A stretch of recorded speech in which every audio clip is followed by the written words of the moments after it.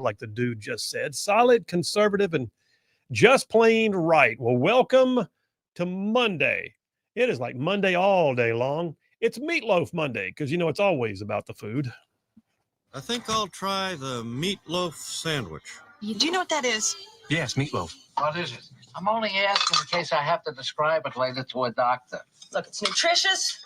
It's delicious. Made out of meat. Add ketchup if you want. I couldn't care less. Meatloaf Monday. Outstanding. Well, glad you're with us. Glad you're here all day long. We're going to get you all the way to go home time on a Meatloaf Monday afternoon. In the meantime, pushing buttons on the board, the JP. Hey, man. How are you? I'm good. How about you? I'm good. Golf this weekend. Yep. Golf this weekend. Did you throw your clubs? Almost. No. Quite frequently, I almost do, but no. Dentist this morning. So, wow. It's quite the weekend. You don't have any Novocaine in right now? No, I don't. No. It was just a normal checkup, but yeah, I had to go up to Huntsville for that. So that's always fun. Well, despite the fact that he apparently has fallen from favor, Bill Cosby did the funniest routine on going to the dentist that I have ever seen. I haven't seen that. Talking about how your lip goes numb and then you try to, and then they want to talk to you. And yeah. You're like, oh, anyway, you need to see it. It's on YouTube, I'm sure. Hey, we got a great show lined up for you. No guests today on purpose because y'all, we got to spend some time unpacking some stuff. I got to give you guys all the ammunition you're going to need for those left wingers that come after you at the standing by the water cooler at work or in Sunday school or the fast food line or wherever. So we're going to cover some stuff today that is hot topics in the news. In fact, both screens right here in the studio in front of me are covering the story that we're going to have as Dipper number one, that I also, by the way, made a part of my monologue, that I also, by the way, made a part of my morning drive video that I do every day on social media. So let's just get right to the Triple Dipper. Hit it, man. The Triple Dipper. 3 stories you've got to know. That's right. The Triple Dipper, 3 stories, 3 themes, if you know, that you got to know as we run today's show. So first out the gate, we're going to talk about Trump on crime. Trump on crime. Why is the president of the United States having to deal with crime? Well, because the people who are supposed to be handling it don't. That's why. And he's not willing to let us flounder. So we're going to talk about Trump on crime because what's happening right now in Washington, D.C. has the liberals completely apoplectic. The tyrant is here. I told you this would happen. Stop it. You know what? If you did a better job, it wouldn't happen. So that's number 1 on the Triple Dipper, Trump on crime. But then number 2, in a different vein, but also taking action on things that need to be, dealt with, the war on cartels. I don't know if you heard this or not, but Trump signed an executive order very quietly last week, no fanfare, but it was leaked to the New York Times, I believe, maybe the Wall Street Journal. Bottom line is what he said he was going to do about cartels has foreign countries now saying, wait, what now? You stand by. I'm going to tell you what's going to happen with the war on cartels because it may actually be a war on cartels. And then number 3, one of the biggest stories out there right now is Democrats literally claiming bravery, claiming courage, using phrases like come and take it. And all they really did was run away. We're going to talk about the gerrymandering hypocrisy of Democrats. Does gerrymandering happen? Yep, both sides do it. But I've never seen Republicans just like run away. So that's number 3 on the Triple Dipper, the gerrymandering hypocrisy. Stand by for that conversation. It's a doozy. All right, let me jump on into today's Rightside Way opening monologue, and I'll just remind you guys that attorney Stan McDonald, 30-year veteran in the practice of law here in North Alabama, not only somebody who can advocate for you legally, but a longtime conservative. He is your daily sponsor of the Rightside Way monologue, and I will tell you more about Stan here momentarily. All right, let me jump in here. President Trump had a press conference today. He did. He's taken issue with the level of crime in our nation's capital, and I, for one, am glad. Washington, D.C., with a population of just over 700,000 people, has previously been branded as the murder capital of the world. Homelessness and vagrancy are all over the streets. But the kicker has been the violence perpetrated on people who work in Congress and the White House. That just happened here in the last couple of days, the last week or so. The story just broke the other day that a young man who worked for Doge was brutally assaulted because he tried to stop a young woman from being carjacked. Y'all, that's what's known as a flashpoint. It happens. You can be aggravated about something, aware of something that's not right, even wish that something would change, and then all of a sudden, there's a flashpoint and that proverbial straw that broke the camel's back. And just like that, a bad thing goes from being something that people are aware of to something that people will no longer stand for.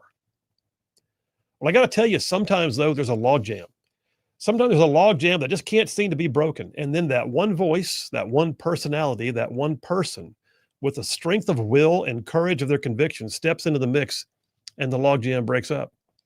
I mean, I can think of an individualized example. I'll never forget one such guy that worked with my team in Baghdad in 2004. My team was attached to an infantry battalion in central Baghdad under the 1st Cavalry Division. We were outside the wire like virtually every day. No matter what the cause at the time, cordon and search, raids, goodwill patrols, or visiting a local school to establish rapport, we always had an interpreter with us. Well, my team had 2 Terps. One of them was an Iraqi bodybuilder named Yusuf. I've probably told you about Yusuf before. He's hard to forget. He was, in fact, one of the biggest dudes I have ever met. Roughly 6'4", 6'5", well over 300 pounds. His arms were as big as my thighs. Look, I'm not small by any stretch, but Yusuf could make a guy feel anemic to standing next to him. He had one of those big lantern jaws and a sharp gaze that could just like freeze people in their tracks. But he would also crack a smile and laugh just as quick. He was also a Christian. I remember learning that he taught himself much of his English by having 2 Bibles, one in English and one in Arabic, and he would go back and forth between the 2 to compare. It made his day when I had Charlene help me get him a Gold's Gym sweatshirt in 4XL, if I recall. Look, one particular day we were in a spot in which the deputy division commander, a 1-star, showed up. He was walking past us when he saw Yusuf standing next to me, wearing this kind of maxed out old flak jacket that just made him look even bigger. And the general stopped in his tracks and goes, "Who are you?" Without blinking, Yusuf just pointed at me and said, "His bodyguard." To which the general said, "I believe that," and just walked on, shaking his head. But as good as it was to have Yusuf working as an interpreter, I got to say, he was legendary when it came to get folks to do what was needed. It didn't take much. More than once, I saw him wade into an angry Arabic mob and just say some kind of loud, emphatic words I didn't understand, and folks would just do whatever he said. I mean, traffic jams were notorious. And being still on a Baghdad street for a U.S. soldier back in 2004 during the Shia uprising, that was a tactical no-no. If you were stuck, it meant you were also a target. Truly dangerous. So one particular day, near one of the worst sections of a Baghdad slum, the traffic was so snarled up and congested that my team's gun trucks were literally jammed in and we couldn't move. I was out on foot yelling and pointing my weapon at certain drivers who didn't seem to get my sense of urgency until one of them got a really wide-eyed look looking past me, and I turned around to see that he was watching Yusuf just moving in between the cars, and whatever Yusuf was saying to people was suddenly matched by the immediate clearing of the intersection. Well, things like that happened all the time, to include a major operation we conducted with a reinforced company in Sadr City, a section of Baghdad that was known for being horrible. Shots were being fired, explosions were going off, and Yusuf took up a bullhorn. He got 150 civilians into a safe zone and under control. Look, I tell you all that because to me, it's like one example of a man whose voice speaking into the moment can make a difference. And he or she, for that matter, doesn't have to be the size of my giant friend Yusuf. So turning my attention back to Trump now and the crime and the filth in D.C., leading up to the press conference that he had this morning, Trump put out a post on his Truth Social account, and he said this. He said, quote, "The American public is not going to put up with it any longer." He said, "Just like I took care of the border, where you had 0 illegals coming across last month from millions before, the year before," he said, "I will take care of our cherished capital, and we will make it truly great again." He said, "Before the tents and the squalor and the filth and the crime, it was the most beautiful capital in the world, and it will soon be that again. Thank you for your attention to this matter." I love it when he does that. Look, right now, we need that kind of leadership. The person that wades into that logjam and brings some kind of strength of will to the moment, motivating people to do what they might not otherwise have done. But I will also throw out a note of caution. There's an old saying that every good thing is not a God thing, right? Meaning that just because something can be done does not always mean that it should. What we really need is not for the president of the United States to wade in and do this. What we really need is for local and state leadership to get off their political keisters and do the work themselves. It should not take the president of the United States having to intervene in Los Angeles by calling up the National Guard to stop the riots. It should not take the president reinforcing the federal courthouse in Portland to stop the Antifa rioters. And it should not take the president of the United States having to hold a press conference in the White House to address crime in the capital city. At a time when we have major issues of foreign policy, economic policy, national security, border control, energy sector growth, foreign investment, and more, all of which are rightfully on his plate, the President of the United States should not have to be distracted about whether or not his staffers or foreign dignitaries or tourists or everyday citizens who live in the D.C. area are going to be victims of violent crime right outside the gates of the White House. Shame on the local leadership for allowing this to rise to the level of having to take national attention. Look, local leaders, they need to do their jobs. Local leaders like the D.C. City Council, they need to be shamed into doing their jobs responsibly. Representative Byron Donalds of Florida, he just introduced a new bill in Congress, one that passed the House last year, is designed to strip the D.C. City Council's authority to continue passing soft on crime local legislation. D.C. currently has no mandatory minimum sentencing for criminals under the age of 25. D.C. currently allows for no cash bail. Youth gangs are mollycoddled. Older gangs actually send the young ones out to do the crimes because they know they won't face jail time. A misdemeanor? That's just the cost of doing business for young criminals. Speaking about his bill, Donald said this. He said, "For far too long, our nation's capital has been plagued by an epidemic of violence due to the soft on crime policies of far left local leaders." He went on to say, "Weak leadership by anti-cop radicals gives rise to chaos, and the reign of terror unleashed on innocent residents and visitors of our nation's capital must end now."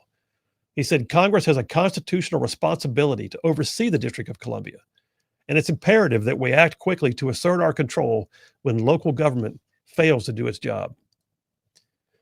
Look, I've been in those political meetings. I have, down in Montgomery, the kind where you get frustrated and look around the room and wonder why you can't get any movement. But then I've also been there and seen what happens when one person gets the attention of another and they agree to align their votes and the momentum picks up and more get on board. And pretty soon you see the movement of a larger scale and the logjam breaks. And that thing they said couldn't get done, suddenly it gets done. Look, sometimes that leadership is the person who's a leader by virtue of their position, like a committee chairman or a majority leader, pro tem of the Senate, Speaker of the House. Those are folks that have leadership by virtue of their assignment and also hopefully by virtue of their merits. But then there's leadership that comes from earned attention, the kind that may not have a title to their name, but they're among the rank and file, and they are people who naturally are given to providing people leadership just from within the ranks. People will naturally want to know what that person says or does. All I'm saying is this: I don't care if it's within the ranks or somebody who's elected to be in local leadership, but somebody needs to rise up, someone at the local and state level to give voice to the issues that are truly state and local. Band together, ask to be able to deal with things like strength in numbers. We need that kind of leadership right now, this very day. We need it for the way forward. And right now, it is not showing itself. We need to know that our elected officials at all levels will evidence the strength of will and serve as statesmen wherever they are.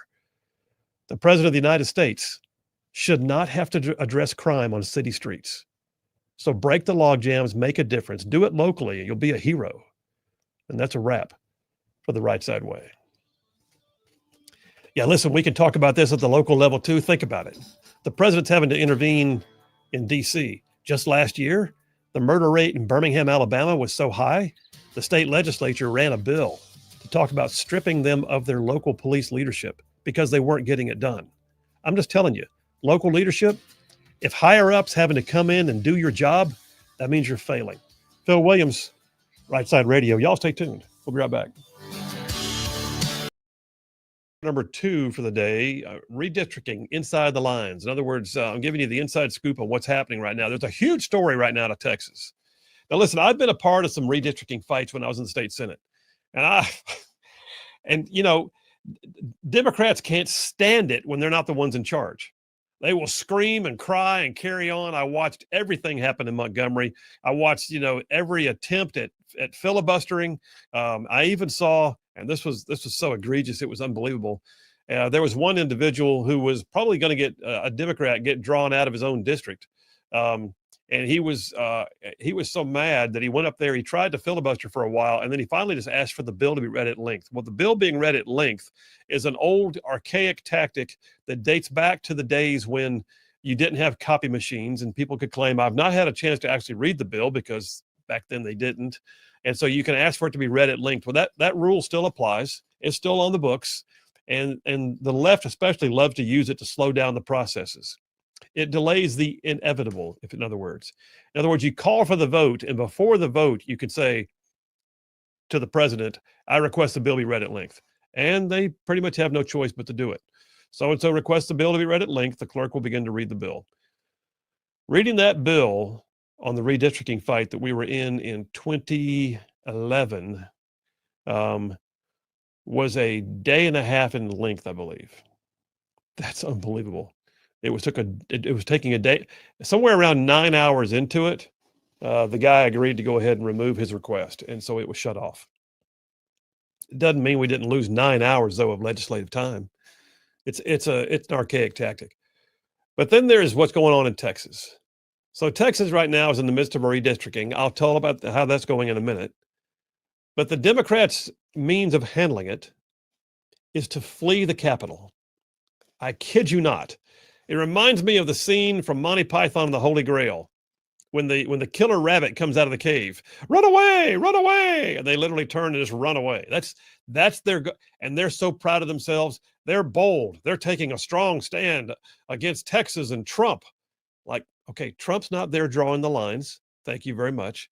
Oh, by the way, here's the other thing. Redistricting does not happen overnight. It doesn't. Redistricting is a big, long, drawn-out process. There are people who are paid experts who have to come in and draw the maps. And here's the other thing. State constitution requires they be drawn based upon population. In other words, you can't draw everybody into one district and leave somebody with a district that has 10 people in it. It doesn't work like that. They all have to be roughly the same size in terms of population within about a 2 to 3 or 4% margin of error. I mean, there's going to be onesies and twosies. You're not going to have an exact same number in every one.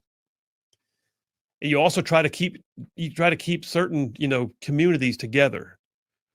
That's why in the last redistricting in Alabama, we drew I wasn't part of that one, but Alabama drew what it thought was a fair and reasonable set of congressional districts in that case. And it kept whole communities together. And the court got involved for reasons I'll talk about in a minute. The court got involved and said, no, Alabama, we don't like your drawings. Do them again.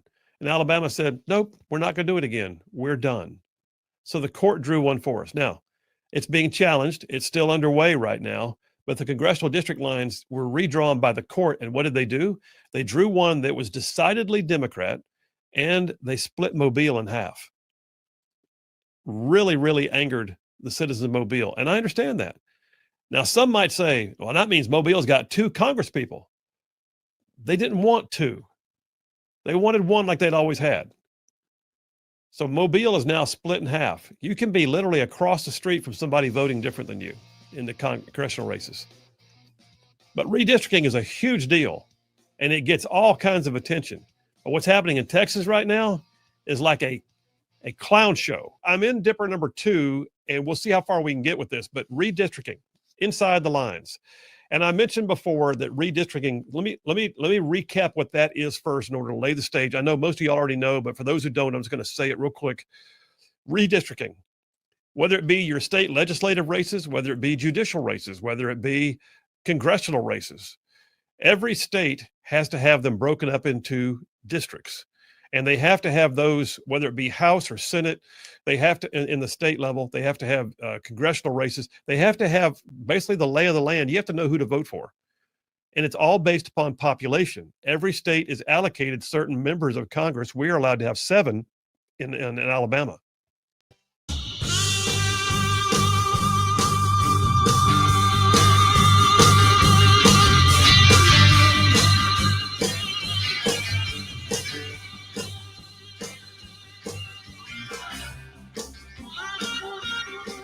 And we are back. Phil Williams, Rightside Radio, solid conservative and just plain right. Just saving the world one soundbite at a time. Text lines are open. Text lines are indeed open. You can also text us on whatever version of social media you happen to be watching right now for live streamers. But yeah, we are texting right now as we speak. 833-687-4448. That's 833-68-RIGHT. Before I go any further, though, I got to tell you about attorney Stan McDonald. Yes, I do. Attorney Stan McDonald, partner at the law firm of Wilmer and Lee, a 30-year veteran in the practice of law in North Alabama. Look, not only will Stan advocate and fight for your legal needs, I mean that. He's good at it. But I'll tell you right now, Stan has also been one of those OG Rightside ruffians from way back. He's been a conservative policy and politics warrior for years. All that to say, though, Stan McDonald, as an attorney, has represented his clients in literally thousands of real estate transactions over the years. He can stand up for you in any local, state, or federal court. I'd like to say if Stan McDonald is on your side, you will have no greater friend. Likewise, your adversaries would have no greater foe. So I'm going to tell you how to reach him. You might need an attorney. You might want his phone number. Are you ready? Stan McDonald, the law firm is Wilmer and Lee. He's an America First family man. Here's his number, 256-479-3020. That's Stan McDonald, 256-479-3020. And please tell him you heard about it on Rightside Radio. I'd appreciate that. And no representation made. The quality of legal services is bad at all because it's really good. And I wouldn't use anybody I'd just say, go ahead and do it because he's advertising on Rightside Radio. So why would you not? There's my disclaimer. Thank you. Thank you very much. Thank you. Whoop, whoop. Yeah, text lines and all. What do you got over there? You got some on social media too, right? Yeah, we got a couple. It's at John from Huntsville on the YouTube saying Happy Meatloaf Monday, everybody. And, Happy Meatloaf Monday, John. We've also got a Rumble commenter saying, is JP wearing his Alabama shirt? See, this is what you said. I told when you the walked same in. thing. I said the same thing to you. Just because it's red. If I wanted to wear an Alabama shirt, I'd wear an Alabama shirt. Let me just say that. Just as this is maroon. It's not crimson. I don't listen. That you know what that is. I guess so. I guess any form of red I wear, it's Alabama. That's so what enough. you're saying is you subliminally wears Alabama shirts, don't even know it. Yeah, I guess so. I guess any red I wear is Alabama. So hey, that's fair, I guess. So what do we got to do? What bet do we have to make that would cause you to have to put on an Auburn shirt if you lost? It would never happen. Oh, come on now. We got to find a thing. Yeah, I couldn't do it. Boomer and I years ago, 3 years ago, we once did a bet on picking. We picked the numbers and when we're going to get to a certain level on our podcast. Yeah, and whoever got closest without going over, the other person had to do push-ups while the other one sat there and ate donuts and watched. I come from the family of my grandfather back in the day where the games were just on radio. When he was driving back to Alabama and was coming up to Mississippi, and Ole Miss had beaten Alabama, and he heard it on the radio, and he made an extra long trip to go avoid the state of Mississippi coming home to Alabama. So that is what is in my blood. Okay, so yeah, I can't do it. Did he fear for his life, or he just didn't want to drive through that nasty state? Just out of spite. Just out of spite. Oh my gosh! All right. We're taking a break. We're coming right back. I got text messages and I got Dipper stuff. Text it in, 833-687-4448. That's 833-68 right. What do you think about Trump taking over the policing of D.C.? We'll talk about it. Y'all stay tuned.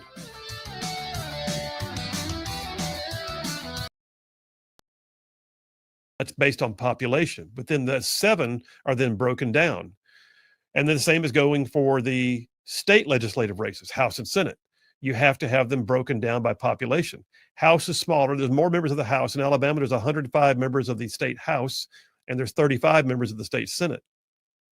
Every Senate district does not look the same geographically. I used to chide my friend, Bill Holtzclaw, who was a state senator from Madison. It'd take him 10 minutes to drive across his district. You know why? Because the population in Madison was so condensed. So he got his population base from a smaller geographic area. Me, it'd take me 45 minutes sometimes to drive across the district. I would literally have to drive to Timbuktu to see the people up in Broomtown in Cherokee County. Very rural in some parts of my former state Senate district. So all that to say, it's based on population. When you draw those lines, there are experts that come in and they help you, and it's based upon the census. Everything's allowed to be done based upon the 10-year census. So the first time we did it was in 2011, based upon the 2010 census. You remember, we thought Alabama was going to lose some seats, and then lo and behold, we grew, whereas California and New York lost seats in Congress because they lost population base. Alabama stayed in a good position, and we kept all 7 of our seats in Congress. Some states are huge. They'll have, 20, 30, 40 members of Congress like California. Some states like Alabama have 7. You got others that have a couple. But the reality is it's drawn based upon population. And there are rules to that. And people like to talk about gerrymandering. Every time you draw the lines is not a gerrymander. Sometimes you draw the lines, and I will say this, when you draw the lines, you have to draw them by population. So don't try to tell me you don't have enough, because you know you do. The question is, do you like what you got? That's where the fuss comes in. The fuss is always about, well, you tried to make it more Republican or you tried to make it more Democrat. Well, who's in charge? You know, elections have consequences. I'm sorry. For 136 straight years, the Democrats held control of the Alabama State House. Guess how they drew the lines? Well, you got behind closed doors in your smoky back rooms and you drew up your own districts. Did we? Did we really? Because it looks like, you know what? The state kind of turned red in its voting, and most of y'all got voted out anyway. Are the back rooms actually smoky? I've never seen a smoky back room. Okay. I've seen places where you look like they might have smoked back in the day. Yeah. Okay. But I was never in a smoky back room. I just always hear that. And I think it's I have funny. been in a few back rooms. I figured you have. The back rooms do exist. You know what? That's where a lot of business gets done. That doesn't mean bad things. Sometimes it does. Doesn't always mean bad things. All right. That's redistricting. And you have to do it. And you have to do it. By law, you have to do it. The funny thing is,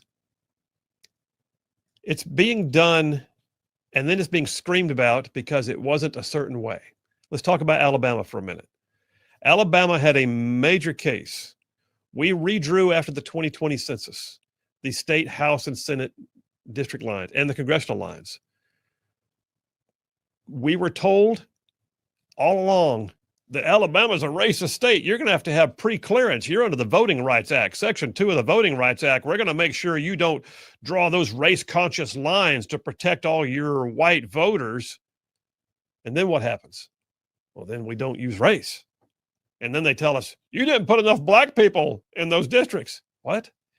After 2011, when we drew the lines, the screams were that we had stacked and packed, they called it, stacking and packing black people into certain districts. Really? I know we didn't. That's where they live. What do you want us to do? That's where they live. If there's more black people in Greene County than there are in, say, Madison County, I can't help that. That's where they live. No, you stacked and packed them. That way they're diminished in quality. They cannot impact the broader whole.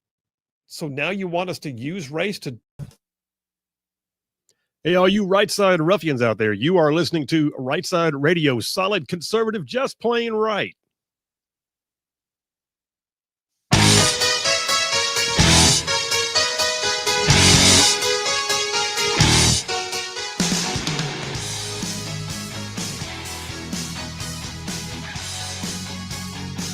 And we are back. Phil Williams, Rightside Radio, solid conservative and just plain right. Just covering down on some major ground across the southeast U.S. of A. Y'all don't talk about this show. This one, y'all are talking about this show goes from Huntsville back over to Chattanooga. I'm talking about Tuscaloosa back over to Gadsden. I'm talking about all the way down to that lovely little village on the plains we call Auburn, straight across the line from there to what we call, once again, Fort Benning, and then big old patches of North Georgia and Mississippi all thrown in just for good measure. And that's just the radio. Then there's all y'all out there in the whole wide world going to the World Wide Web, live streaming the show, like literally looking inside the studio. And you're doing it on places like Rumble, X, YouTube, Facebook, our website, rightsidemedia.org. You can live stream the show on all of those. And we've got a bunch of y'all do that. And then there's a ton of y'all that podcast after the fact. And look, the bottom line is this. We appreciate it. You have no idea. I mean, you're the reason why we do this. So thank you very much. We do not take it for granted. We love y'all and appreciate you. Text lines are indeed open. Let me get a couple of these real quick. Dave from Capshaw says, my wife Karen has a meatloaf she made in the oven. I can't wait. Nice. Meatloaf Monday at Dave from Capshaw's house. John from Huntsville says, Phil, spectacular monologue. Also, did you hear there were multiple explosions at a Clairton, Pennsylvania steel plant? I did. Killed one person, injured dozens of others. It's a shame, yeah. By the way, JP, to see the Jacksonville Jaguars field goal kicker made a 70-yard field. 70 yards? Yeah, and guess what? It's not even going to count officially in the record books because it was a preseason game.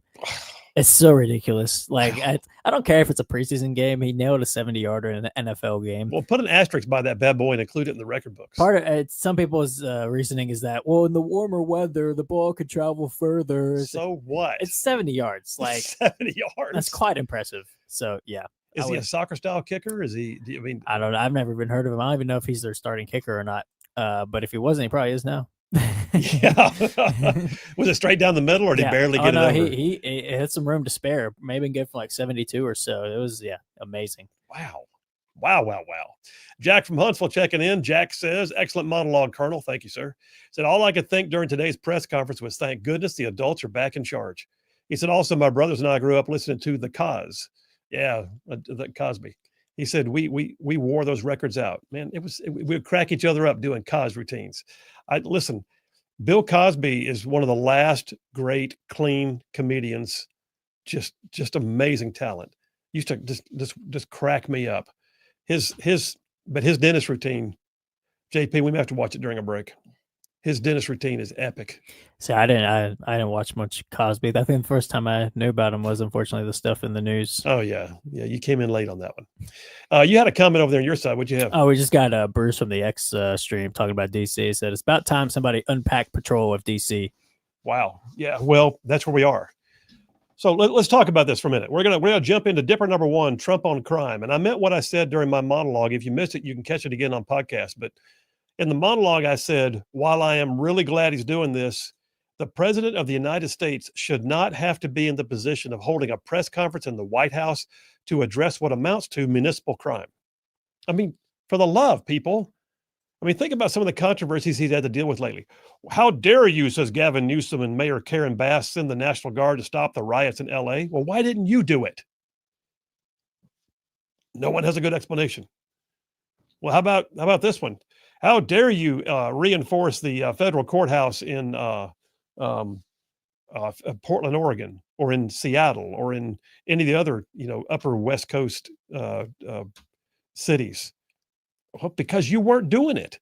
You have the CHOP and the Chaz, remember that? Occupy Wall Street and all that. Why is it always the left-wing areas are covered up with homelessness, crime? You got San Francisco right now where businesses are shutting down. They're in what they call a doom loop. A doom loop. That's if you look it up. Look up San Francisco doom loop, and you will find it. They are literally saying that right now, San Francisco can't pull out. It would have to have a complete sea change overnight in order to save the ability for downtown not to go under. The doom loop. Why? Because people are sick to death of their employees being mugged, of having people defecating in their streets and even in their doorways, of having homelessness, setting up camps right where kids walk to class, and businesses that can't keep stock in because the law in California says if you steal less than $1,000, it's not even a crime. I mean, it's just nuts. And then they wonder what in the world, like, why is it so bad here? Why are we having so much trouble? Because you're the ones in charge. That's why. And you can't blame it on the criminals, because at some point, criminals only go where they're welcome, if you know what I'm saying. And they also believe that the police make the problem worse. Like and it was a great example when you were on CNN and Van, when y'all were talking about the force multiplier, and he tried to claim that the police coming in would make the problem only worse because then they would start a war against black people or something. It's like it's completely backwards. It's like actually police will lower crime because that's their job. Yeah. he started saying it will escalate things. I said it'll de-escalate things. Yeah. It's complete passiveness of like, well, we don't want to, like, non-confrontational. If we don't want to start up trouble, then they're going to fight back, and it's just going to just let them do the crime and just let them go. And that's the attitude. And all. So if somebody was breaking into your house, like last night, I'll be honest with you, I dozed off in the recliner. Charlene was going to go to bed. She walks over to turn the outside lights off. It snapped me awake because the outside light switch is right next to the door, which is right next to the recliner. I thought somebody was coming through the back door. Yeah. About had a moment there. She probably questioned whether I was dangerous for that particular moment. But what I'm saying is, if you had somebody coming in your window at night, are you going to call a guidance counselor, or do you want law enforcement there? Or just lock the door in your bedroom and hide and wait till he's stealing everything and then leave, because you don't want to start trouble. You don't want to be a problem or anything. Do like Santa Claus. Leave out the things you don't mind being stolen. Yeah. Here's a plate of cookies for you. Take what you want. I mean you no harm. Yeah. Please. But yeah, that's where we are now. Now liberals are having a complete come apart because if you're not up to speed, let me back up. The nation's capital, the capital of the free world, if you get down to it, has one of the highest crime rates in a municipality in the nation. And the liberals are going, crime's been on the decline now. We're seeing a 30-year low in crime. Are you? Are you really? Let me bring up an article from Town Hall just to set the stage for how awful they are with facts. Townhall.com, dateline today. I hold it in my calloused former paratrooper hands. Monday morning, President Donald Trump officially invoked home rule. I'll tell you about that in a minute. And put Attorney General Pam Bondi in command of Washington, D.C.'s Metro Police. But in the lead up to the move, Democrats and their allies in the media claimed that crime was down in the district. Yes, they did. Oh, wait a minute. Should we look at actual facts? Because a DC police commander is currently under investigation and on suspension for allegedly making changes to the crime statistics to make them look better in the district. Even the police union in the area has called out this particular police commander for changing the stats to try and make things look better. That's an actual article I hold in my callous former paratrooper hands. And I'm telling you right now, even local NBC4 reported that the union claims that police supervisors in the department manipulated crime data to make it appear violent crime has fallen. So put that in your pipe and smoke it. The reality is you've got a bad situation over there in DC right now. At one point, DC was called the murder capital of the world. Awful. Now, we're not there right now. It's not the murder capital of the world right now, but it's still awful. One of the reasons why is because in 1973, like really in my lifetime, not that long ago, 1970, I say 1970, not that long ago. Okay. I remember 1973. But anyway, all right, during my lifetime, how about that? 50 something years ago, 52 years ago. The District of Columbia Home Rule Act was passed by Congress. So it's not been that long that DC just got the ability to elect its own mayor and city council. And it was like this significant shift towards self-governance. It gave them home rule. Up until 1973, the District of Columbia was governed by the federal government. But they were granted the ability, they still don't have true representation in Congress. They're not a state, but they are a district with some measure of self-governance or home rule. And their mayor and city council, the current one being Mayor Bowser, who, by the way, Mayor Bowser has attempted to, I'll give her some props. She has been somewhat conciliatory towards Trump of late. But I think, and I haven't heard it yet because it was just on while I was talking, she gave a press conference a little while ago. I'm pretty sure she's not happy right now because Trump has just federalized the police force. And the Home Rule Act of 1973, listen to what it did. It literally retained the authority of the federal government, mostly through Congress, to override local self-governance. In other words, it's limited in scope. They can do stuff, and largely they're given a pass. They are. Which is why, acting more like a state government, the district council in DC has been passing things like no cash bail, like making it a mere misdemeanor if you commit a violent crime under the age of 25. No minimum mandatory sentencing. I mean, things that you don't have anywhere else. They're doing. And then what's also happening is they're so soft on these young thugs. I mean, 25, first of all. My gosh. You could join the army at 18. I mean, are we really to believe that a 24-and-a-half-year-old should not be tried as an adult? Is that what you're telling us? Well, that's the reason why young thugs are so dominant right now in DC. And Trump has said, enough is enough. We want our capital city back, and we do. Now, here's the thing. My personal preference is that Trump shouldn't have to do the things he's doing. My second preference is that he does the things he's doing because the locals won't. He doesn't want to do this. He's not looking for it. But we cannot have congressional staffers being murdered in the street like what happened 2 weeks ago. We cannot have young executive branch staffers like the young guy from Doge who was just beaten up in the street for daring to try and stop another vehicle being carjacked. It just, I think it was 2 nights ago, maybe it was last night. Police were called out to one of the local parks because 100 young thugs had taken over a park and they were just like creating mayhem with complete impunity because they know they can. So Trump has said, you know what? We're sending in federal law enforcement. We're taking over the police department because we can. And we are going to, oh, by the way, call in the National Guard. And so today at the press conference, it was Trump, it was Janine Pirro as the local U.S. attorney in D.C., and it was Pete Hegseth standing there right next to him. Mr. President, we're calling out the National Guard. We are going to get our capital back, but he's not just determined to stop the crime, which he will. It will. Crime rate will go precipitously down as they begin making arrests and enforcing them under federal law and applying actual penalties. And when suddenly you have 17-year-olds who are on their 15th carjacking, realizing they don't get no cash bail anymore, and that gun violence crime that they had now might mean serious jail time, the word's going to get out. And you're going to see, all their running buddies are going to wind up getting the word, oh, shoot, this is serious now. But all that's happening as we speak. But it's not just crime. Trump's determined to get rid of homelessness in the U.S. Capitol. He's determined to actually clean up the U.S. Capitol. I mean, listen, I love Washington, D.C. Some of y'all have been there too, I'm sure. When I was stationed at the Pentagon, I loved just being in D.C. I love seeing play. I love going around. I love taking long walks or jogs across the Washington Mall and all the surrounding areas. There are monuments, y'all. You don't even realize are there because they're not the top line monuments, you know what I'm saying?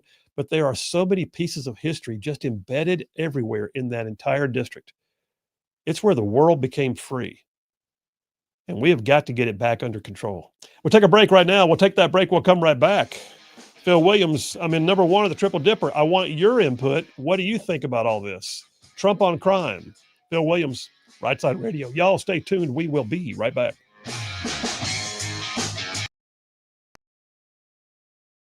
Spread them out? Really? And then what happened in 2020? Drew the lines. You didn't put enough black people in certain districts. Wait. What's the rule? What's the rule? Is the rule that we can, consider race, or can we not consider race? And it's the most asinine thing. Well, basically, you're danged if you do, danged if you don't, because Democrats are going to sue no matter what you do. So you go ahead and you just do it. So they drew the lines in 2020 in Alabama, and it went to court. And the 3-judge panel of the 11th Circuit decided that we didn't, I say we, I wasn't there, but you know what I mean, that Alabama didn't draw good lines. And so they had to go back and do it again. The interesting thing is, Alabama decided to go ahead and say, you know what? No, we drew what we drew. If you don't like it, then fine. Tell us what you want us to do, but it's not going to be redrawing the lines. I thought that was rather bold, to be honest with you. And it wasn't like a defying the orders of the court. It was more along the lines of saying, if we go back and draw again, we're just going to draw the same thing. So what do you want to do? So the court drew it for us. And we now have Shamari Figures as a member of Congress who never could have gotten elected in what used to be the district he's now in. We now have 2 Democrats where we used to have 1. Why is that? Because the court got involved and the court decided to make sure that it favored race and, oh, by the way, we really believe favored Democrats. I had John Wall on the show from the Alabama Republican Party who said, let's be honest, this was a district drawn to give Democrats more representation in state politics in Alabama. Wow. And as a result, it split Mobile in half and it drew lines that you look at and go, what, really? And that's what it took for the court to decide that it had something that, I don't know, met the new race standard we were told didn't exist. All right, where is that thing now? Well, Alabama eventually agreed to go ahead and accept these redistricting lines drawn by the court and to not challenge them again as a state until we get to the next census in 2030. Okay. Thought it was over? Sorry, it's not. We've got a situation right now where the Justice Department, U.S. Attorney for the Northern District of Alabama, Prim Escalona, just filed something saying, hey, we don't need more pre-clearance because there's now another challenge because Democrats are never satisfied. They don't want to stick with what they got. They want to demand that not only do we stick with what the court drew, but that we have to, as a state, submit to what's known as pre-clearance once again. What does that mean? Pre-clearance is when you say, hey, state of Alabama, we just don't trust you. So you've got to send your lines to the federal government and we'll take 60 days to review them before you're allowed to implement them for a vote.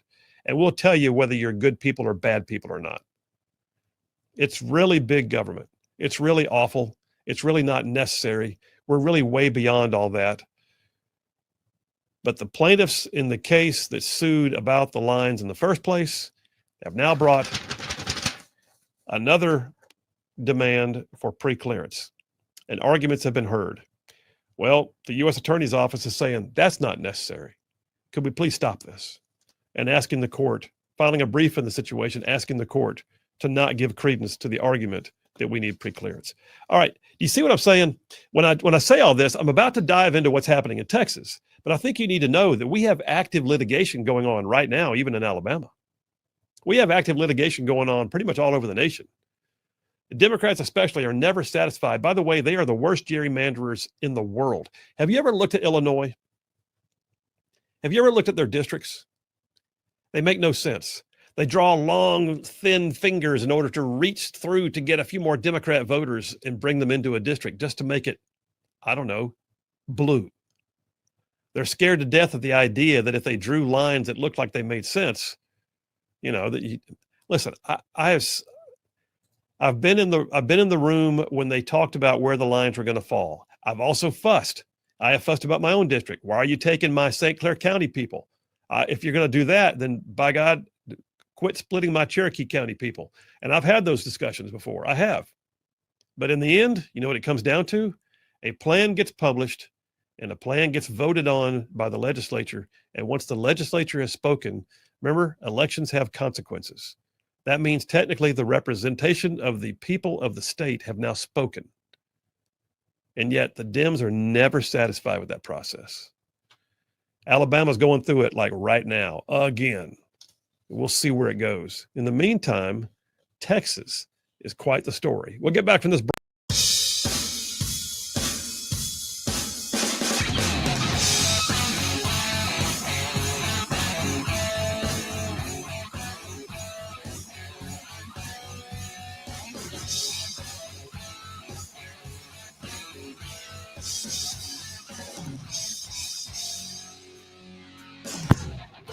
And we are back. Phil Williams, Rightside Radio, solid conservative and just plain right.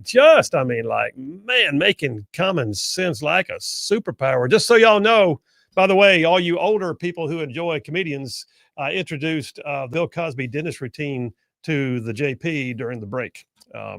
We went to watch parts of it. It was hoot. I actually, that may be the first time I've actually seen a Bill Cosby stand-up set before.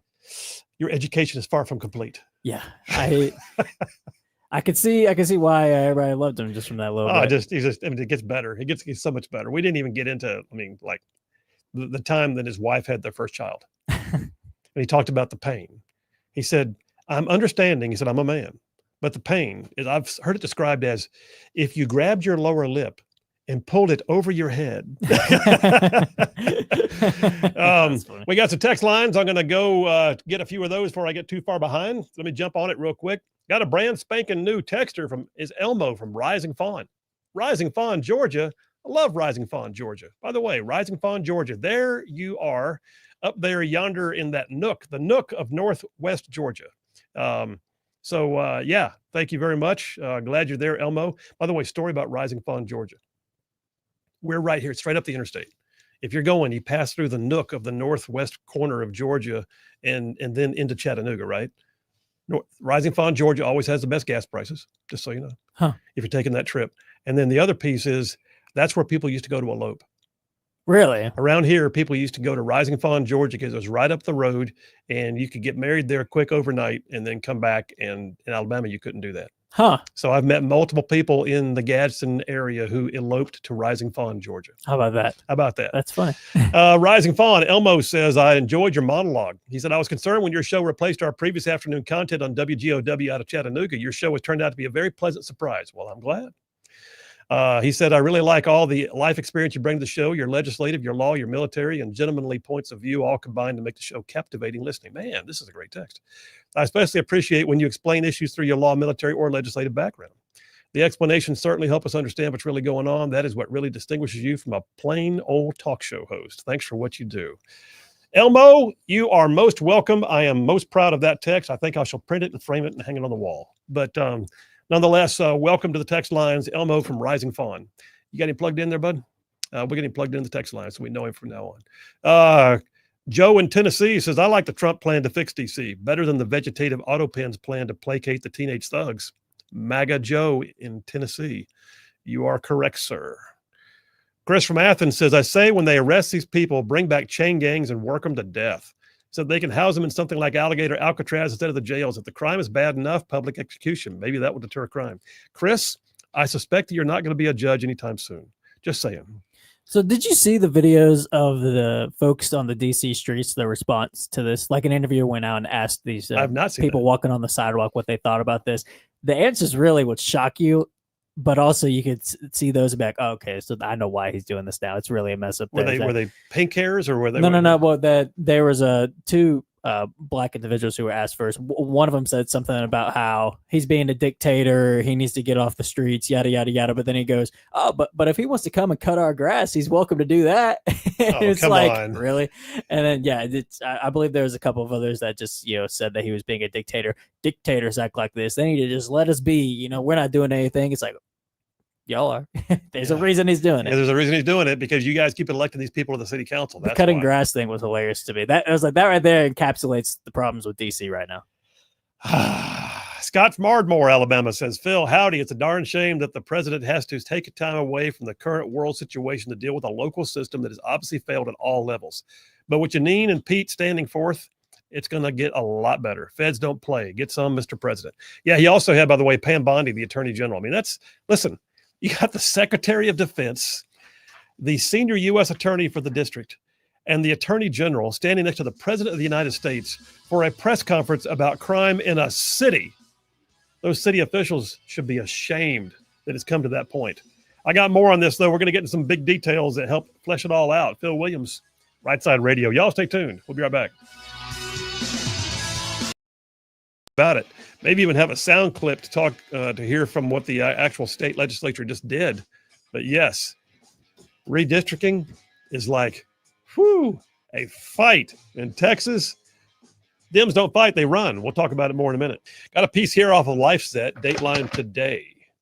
Supreme Court signals an interest in a major voting rights case that could reshape House control. What does this mean? Redistricting again. So redistricting, there's a case called Louisiana v. Calais. So the outcome of this case is said to be able to carry nationwide implications, including the possibility that, you could see the redrawing of dozens of House districts around the nation, shifting the whole political landscape. Here's the deal. At the center of that whole case, and this is interesting that we're watching right now, is the Supreme Court has not taken it up officially, but they did ask the Solicitor General to kind of weigh in on it and give them thoughts, which means that they've expressed interest. At the center of the case is whether that Section 2 of the Voting Rights Act permits a race-conscious creation of congressional districts. In other words, what Alabama was just told we had to do. See, here's the thing. The case that I'm talking about that Alabama dealt with is called Allen v. Milligan. And in Allen v. Milligan, the Supreme Court weighed in, but they left a piece undone. And they do that a lot. They get to where they don't want to decide everything. So they, unless you ask specifically, or they might take up an issue and say that finding that issue now precludes any need to deal with the other issues. The end result is, in the case for Alabama, Allen v. Milligan, the justices preserved the current interpretation of Section 2, but they left open the question of how far race-based considerations can actually go. And that's a big deal. they left this nebulous piece there where they kind of questioned it, but they declined to respond at that point or answer at that point. Their opinion stopped short. Now what we're looking at, though, is Louisiana v. Calais takes that exact issue, and they're expressing interest in taking up Louisiana v. Calais. We'll find out soon, but here's the thing. If the court winds up doing a broad ruling on this thing and decides that you just can't, you know what, you got to stop using race. You can't say one way or the other. You can't say race this, race not that. You can't. If they go down that road, there are some political analysts that are saying that the ripple effect would result in Republicans gaining as many as 20 to 25 seats in the House, depending upon how states respond to it. I can tell you right now, Alabama will respond. We'll start redrawing lines. Now, what's happening in Texas? Texas is like a goat rodeo right now, man. Texas has turned into a clown show. It is a circus. So one thing I will say, Alabama Daily News, we had Todd Stacy on earlier. I saw an article on his site. One thing I did not know was, I will say this, Texas Republicans have gone down a road that people didn't expect. Redistricting, they do that, right? Yeah, every 10 years. They decided to do an extra one. What? Yes. They're calling it a mid-cycle redistricting. Pray tell, how does this work? How can you do that?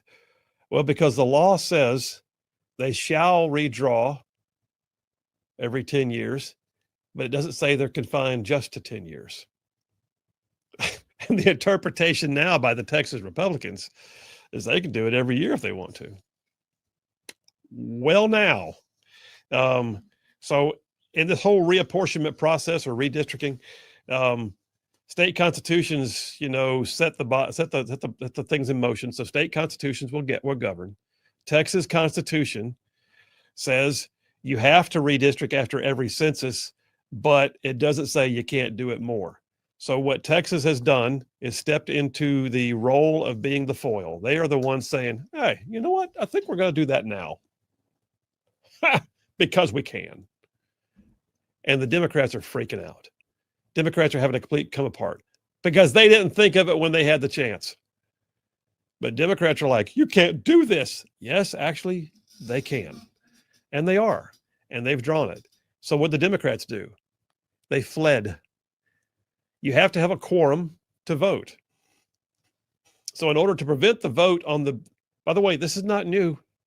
They've been drawing these lines for a while. I started to say earlier, I've been in the rooms where they're drawing. It takes months, literally months, to draw these things up. You can't do them overnight. There's going to be hearings. There's going to be experts involved. There's going to be mapping. There's going to be, any number of census scrutiny. There's going to be all kinds of things have to happen. And Democrats are just now going, but you can't do that. Well, we are, and we have been for months. Where you been? And they have now fled the state, not just the capital. They have fled the state in order to avoid allowing a quorum to be called for the vote. It's unbelievable. They are so in the minority in Texas. It's like Alabama in many ways. They are out of 150 members of the House, only a third of those are Democrats. And they have now fled to various states. Most of them went to Illinois, which, by the way, the deep irony there is that Illinois Democrats are the gerrymander kings. They've been like drawing crazy lines in Illinois for God knows how long. Probably mafia run half the time. So you've got the Democrats fleeing to Governor Pritzker's, take care of us, Governor Pritzker. We need, and then they're going online on their social medias. You can see them. It's all like, we're taking a stand. No, you're not. You ran away. If you want to take a stand, go back and do what you were elected to do. You weren't elected to run away when a vote you didn't like came up. What happens next time when there's a budget bill you don't like? What happens when there's a tax raise you don't like? What happens when, do you just run away when you don't like it? Is that the way this works? My God, what soldier gets that kind of mission in life? You don't like it? Run away.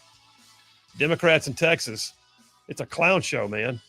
And I'm going to tell you a little bit more about it when we get back. Like, I don't know, are they going to go to jail? Governor Abbott just weighed in. I'll tell you about it. I'm doing this redistricting thing. I got to tell you, maybe one of the funniest articles I've seen. LifeSet again says that U.S. Representative Jasmine Crockett is freaking out because she saw the lines that says, I do not currently reside in my district based upon the plan that has been drawn.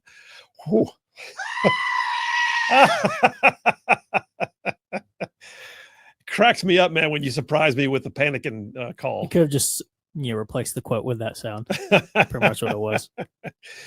Said the map, if approved, would redraw 5 Democrat-held seats and create potentially 3 new Republican-leaning districts, while also shifting 2 additional districts into Republican-favored territory. I mean, I understand the Democrats are mad.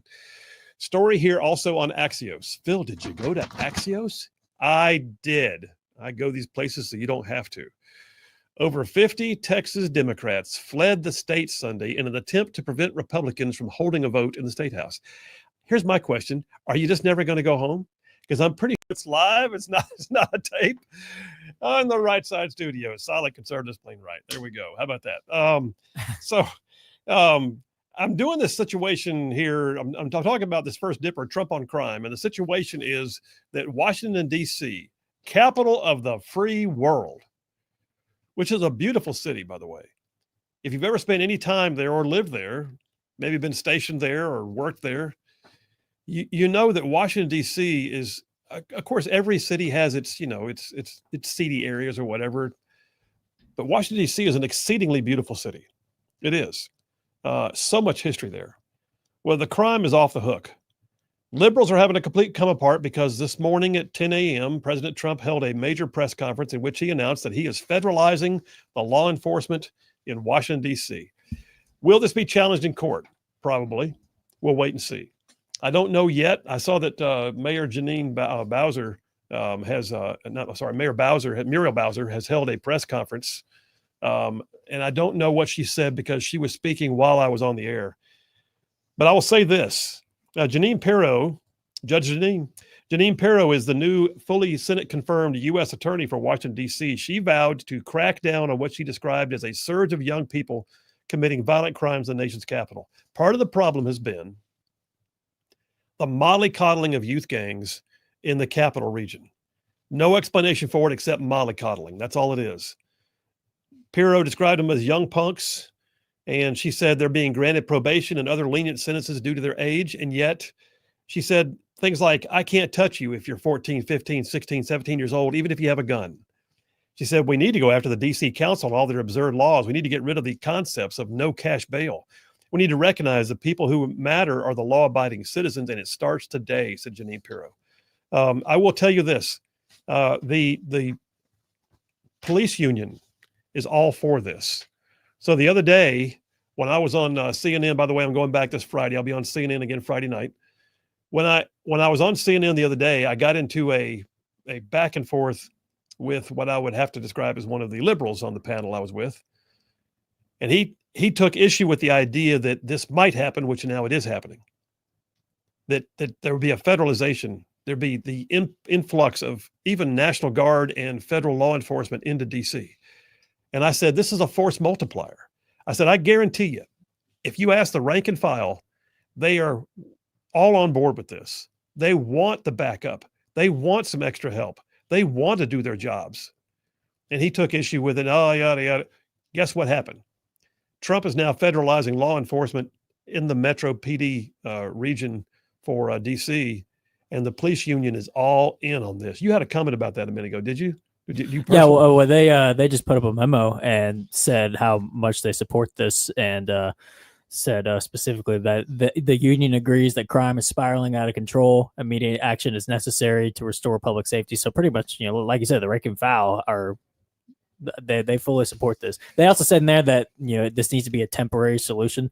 It can't be forever, obviously. Yeah. But like that's. I think that speaks, because you can have liberal mayors or whatever say whatever they want to say, but like the guys who actually have to do the job, like them supporting it says everything, because they're the ones that actually have to be on the streets and deal with it every day. Is that their statement you posted up on their memo? I got up there. Yeah. All right, for the live streamers who are watching, you can see the memo from the police union posted right now on our live stream page. So yeah, that's a good catch. I'm glad you saw that. So there's a bit more to it. I mean, what we're finding right now is that the numbers are not where the libs say they are. Liberals are having a complete meltdown over this. Oh, it's tyranny. We told you. In fact, let's see if I can go find the spot where I was a moment ago. I bet I lost it. Oh, here's Nancy Pelosi. Yeah. Nancy Pelosi, Donald Trump delayed deploying the National Guard on January 6th. Oh, here we go. When our capital was under violent attack, now he's activating the D.C. Guard to distract from his incompetent mishandling of tariffs and healthcare and whatever. Nancy, are you still around? And then there's somebody named Dan Carlin. Dan Carlin, who has a pretty good sized following. He says, those of you who don't know what authoritarianism looks like, this is it.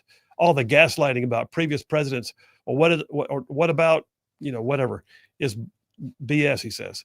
I've been talking about the slide towards where we are now for 30 plus years. Those earlier concerns were nothing. Now we are here. In other words, now we're watching tyranny. So when Trump put National Guard into to LA, are they still there, JP? Last I checked, they're not. JP, when he had to bolster the defenses around the federal courthouse against the Antifa attacks in Portland, are they still there, JP? I'm pretty sure they're not. I say all that to say you're going to watch a surge and then you're going to watch a tactical withdrawal. I don't think Trump is looking to just go ahead and now Congress might. Congress could go ahead and say, yeah, this experimentation and home rule is done. We're done. We're done with this. No more of this. And if they pass Byron Donalds' bill, it'll happen. But right now, the numbers are not anywhere near what it says. I got a piece here from Red State. It says the crime is dramatically down in the city, say Democrats and their allies. CNN even ran a slide of statistics claiming that alongside the White House press conference announcing various measures in an obvious narrative building effort that crime is down. Are they, though? Be prepared to be shocked, says the article from Red State. They're not telling the truth. He says, first of all, as it turns out, their source is the Metro PD, which should be noted is run by a left-wing DEI advocate who was literally hired as the chief equity officer before being promoted to police chief. You can't make this stuff up. But that doesn't mean anything except that you look at it, and like I said a while ago, we do have one of the senior members of the Metro PD in DC who is now on suspension because he'd been cooking the books to make the statistics look better, claiming crime was down when in fact what he was doing was suppressing actual information. Look, it's got to be done. You cannot have foreign dignitaries coming here or embassy personnel working here, and they're fearful for their own safety because we don't have local officials with the chutzpah to actually make it happen. Trump also says, by the way, he's going to clean up not just the crime, he's going to clean up the homelessness, and he's going to clean up all of the trash and the basically the seediness of our nation's capital. Don't know how he's going to do all of that. All I know, in fact, where's that article on? There, USA Today had this one. Phil, you went to USA Today? I did. I go there so you people don't have to. USA Today. President Donald Trump has raised concerns about public safety in the city of Washington, D.C., teasing a plan that would also target the homeless population. This is scary stuff right now. In a series of social media posts, Trump said he would unveil his initiative today, which he did, adding it would address the city's crime and the cleanliness and general physical renovation and condition of our once beautiful and well-maintained capital. That's Trump's quote. And he basically said, if you're homeless in D.C., you're going to be asked to leave. He said, we'll help you find a place to go. But if you're a criminal, we want you to stay so we can arrest you. Okay, I'm digging it. But what do we know about all this? I've got a piece here that I pulled offline doing some research to prep for today. Crime in Washington, D.C. is, it's got issues, let's put it that way. Despite being the headquarters of multiple federal law enforcement agencies like the FBI, the US DEA, the nationwide crack epidemic of the 80s and 90s greatly affected the city. The number of homicides in Washington peaked in 1991 to 482. It became known as the murder capital of the United States. That's 1991. Crime rate began to fall as the crack epidemic gave way to economic revitalization. Funny how that works out. You revitalize an area, crime tends to go away. By the mid-2000s, crime rates had dropped to their lowest levels in 20 years. However, we are seeing high crime statistics again. Last year, really, really bad in terms of murder rates. We just saw, where was it? 2023, 24. Gosh, I'm scanning through so much data here. I can't find the one I was looking for. I want to say it was 300 and something homicides last year. That being said, here it is. 2023, DC recorded 274 homicides, a 20-year high. That's just 2 years ago. DC had the 5th highest murder rate in the nation's largest cities. Many DC residents began to pressure the U.S. Attorney for the District of Columbia for not prosecuting nearly 70% of arrested offenders. 70%. I mean, this is nuts here. I'll tell you what, let me take a quick call and I'll come back to some of these stats before I go. Bordeaux from Harvest. Bordeaux, how you doing? Man, it's so good to talk to you. Well, thank you, sir. Love your show. Love all the right side stuff. I mean, God's on the right side, so I want to be too. There you go. Anyway, I used to live in Fredericksburg. Yeah. And worked for one of the 3-letter agencies. And, you know, from time to time, I'd have to go to D.C. And I was, you know, anywhere else, you know, in Virginia, I could carry a firearm and I know how to use one responsibly, or even just, you know, a knife. And all that stuff is outlawed in DC. Yet they let 11-year-old kids with a Glock shoot somebody and then they set them free. My basic conclusion is that the experimental 50-year experiment with DC home rule has failed miserably, and the House needs to take it back. And I think this was just the first step today, and I'm so happy for that. Yeah, I completely agree. Bordeaux, great call, man. Thanks for your service to the nation. Appreciate you. And he's absolutely right. I mean, he's absolutely right that this had to happen. It's not just that it's our nation's capital, it's the capital of the free world. It's also not just the capital of the free world. It's a place where people go for the opportunity to see where history was made and freedom was actually birthed, and where constitutional liberties were made known, and where there all the museums, all the tourists, all the listen, this is the place where people go to see what liberty is supposed to be, where we honor our veterans with massive memorials, where we have any number of gatherings where, you know, people are on the Washington Mall. I've been to a number of them on the Washington Mall. And you can't have that be a crime-ridden murder capital. You can't. And before I go to the break, I got to say, I'm looking at right now, I mentioned a minute ago about DC's having a record 274 homicides 2 years ago, a 20-year high. DC residents began to pressure the U.S. Attorney for the District of Columbia, because that office was the one that Janine Pirro has now, was not prosecuting up to 70% of arrested offenders. Can you imagine? 70% of those who were arrested for criminal offenses in DC are not being prosecuted. And after months of criticism, the rate of prosecutions finally dropped to like 56%. Okay. But it was still not making a dent. The bottom line is this: Congress is looking at taking it all back, and the President of the United States just took a major step today to issue an executive order. Will he be challenged in court? Probably. Will he prevail? Probably. And I'll just tell you right now, it needs to happen. And I'm pretty sure those Supreme Court justices don't mind the idea of feeling safer on the streets of their nation's capital, where they work too. We're taking a break. I'll catch a bunch of text messages when I get back. Phil Williams, Rightside Radio. Y'all stay tuned. We'll be right back. They can convene the legislature at the call of the governor. He can call you into special session. Are you going to keep running away? Is that the way this works? We can't ever go home. We can't see our wives and children anymore, our families, our jobs, all the things. You know, it's ridiculous. Texas Attorney General Ken Paxton threatened to go hunt down Democrats, said they ought to be arrested. Well, guess what?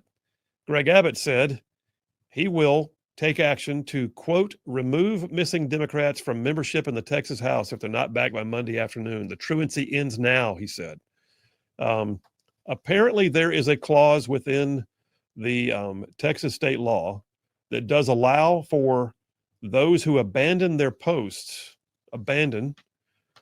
or abdicating the duties of their office to be removed from office. And there, you know what? Maybe they went to Illinois. You and I were talking about why they go to Illinois. It may have something to do with extradition authority. So Abbott says he will use extradition authority to demand the return to Texas of any potential out-of-state felons, because apparently it's a felony to abandon your office under Texas state law. Interesting. So they went to a state where they knew there ain't no way in the world they'd ever get extradited. That's what they did. They went to a safe haven. They found a sanctuary state for abandoning your post, lawmakers. Now, Texas Governor Greg Abbott just texted in about the last 30 minutes, or tweeted, I'm sorry, and he posted, he said, Texas governor orders the arrest of Democrats who fled the state. That's the governor himself tweeting that. You also said you've got a sound clip from the Texas state legislature. They convened for the purpose of calling the roll, determining there was no quorum, immediately said they had to adjourn, but not until something else happened. You want to play it? All right, go ahead and play it. Motion prevails. The sergeant at arms and any officers appointed by her are directed to send for all absentees whose attendance is not excused for the purposes of securing and maintaining their attendance under warrant of arrest if necessary until further order of the House. Under warrant of arrest if necessary. Well, so they ain't playing. First of all, Democrats, let me just give you some advice. You cannot claim to be bold if you're running away. It doesn't work like that. You're not allowed to stake your claim on that being a sign of your courage and bravery. That's a misnomer. That is absolutely asinine. That is jackassery of the highest order. In fact, I'm going to go ahead and ask for the jackassery sound effect now, too, if you don't mind. Just hit me some jackassery. Thank you. You are well off into jackassery land. You are screaming as panicans and acting as jackasseries at every given turn. We're watching cacistocracy. I'm using all the words. I'm using all the famous right side words. Cacistocracy, the governance of a governing body by the least competent of its citizens. All right. So the bottom line is this: Democrats are scared, so they ran, and it's shameful. Absolutely shameful. I do have to ask though: Are you worried? Are you worried that this may set a precedent that, you know, if Texas is saying, well, you know, you're I guess technically supposed to do it after every census, but really you really can just do it however you want. Is that just the Texas Constitution that says that, or is that going to set a precedent where like California is like, okay, we'll just redraw districts anytime we want, and it's just going to start a domino effect? I guess is Texas doing it to gain more Republican seats or whatever? Is that worth what it's going to do long term? Could it do more damage than anything? Right now, Texas doesn't care. Yeah, well, yeah, I think that's... Texas has weighed the odds and said we're in. So, first of all, I'll tell you, it will depend upon every state's constitution. Mm-hmm. I don't know, because I've never read the provision with that thought in mind, but I don't know that Alabama's would allow that. I think it's going to be every state's constitution is going to determine whether they can or not. And you can't just change a constitution. You can't go into the state house and quickly pass a bill that changes the constitution. It requires a referendum of the people. So a constitutional change in Alabama would require first a vote of the legislature, then a signature of the governor, followed by a vote of the people at the ballot box to say whether you do or don't want that enacted in our constitution. So even if Alabama wanted to change it to be able to do that, assuming we don't already have it, it wouldn't be a simple, quick process. So, and I also see that and I think, is Texas that worried that they may lose red seat? Like, I'm like, why would they, like, if they're comfortable? I don't know. I guess I'm just worried that them doing this is going to cause more damage long term than anything. Oh, I'm not denying that. I'm not denying it. This is a mid-cycle a review or a redistricting or reapportionment of the lines. It's not normal. This is not what usually happens. So I get that part. But then again, here's the other piece. Elections have consequences. If your state is a majority Republican, that means the state wants.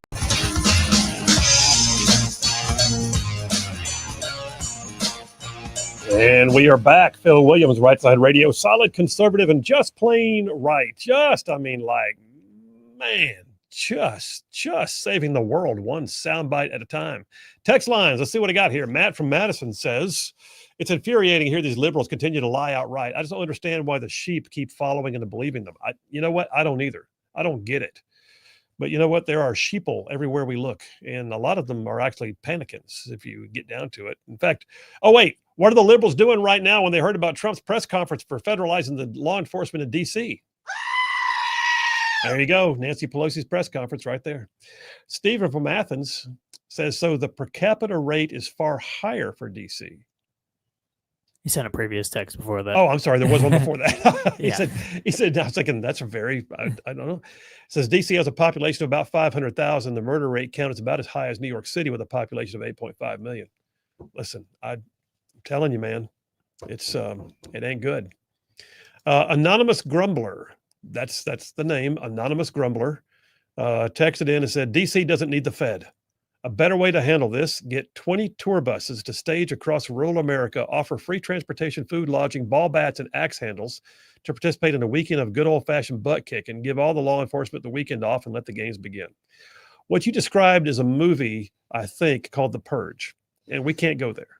But nonetheless, I understand your sentiments. Joe from Tennessee says there's no shame from the indecent senior thugs like Muriel Bowser and the D.C. City Council, a total failed culture. They are absolutely worrying about their jobs right now, and well, they should. Because get this, if they take back home rule, they no longer have a need to be, in office. Clint from Tony, Alabama says, Phil, typically on point monologue. Thank you, sir. Obviously, city leaders in D.C. have no shame nor any love for our capital city. If they did, they would not allow people to tear it down and sleep on the streets. Why do all the ruffians get it? Well, all the ruffians get it. I had an experience with the homeless in DC when I was just in 8th grade, and it shocked me.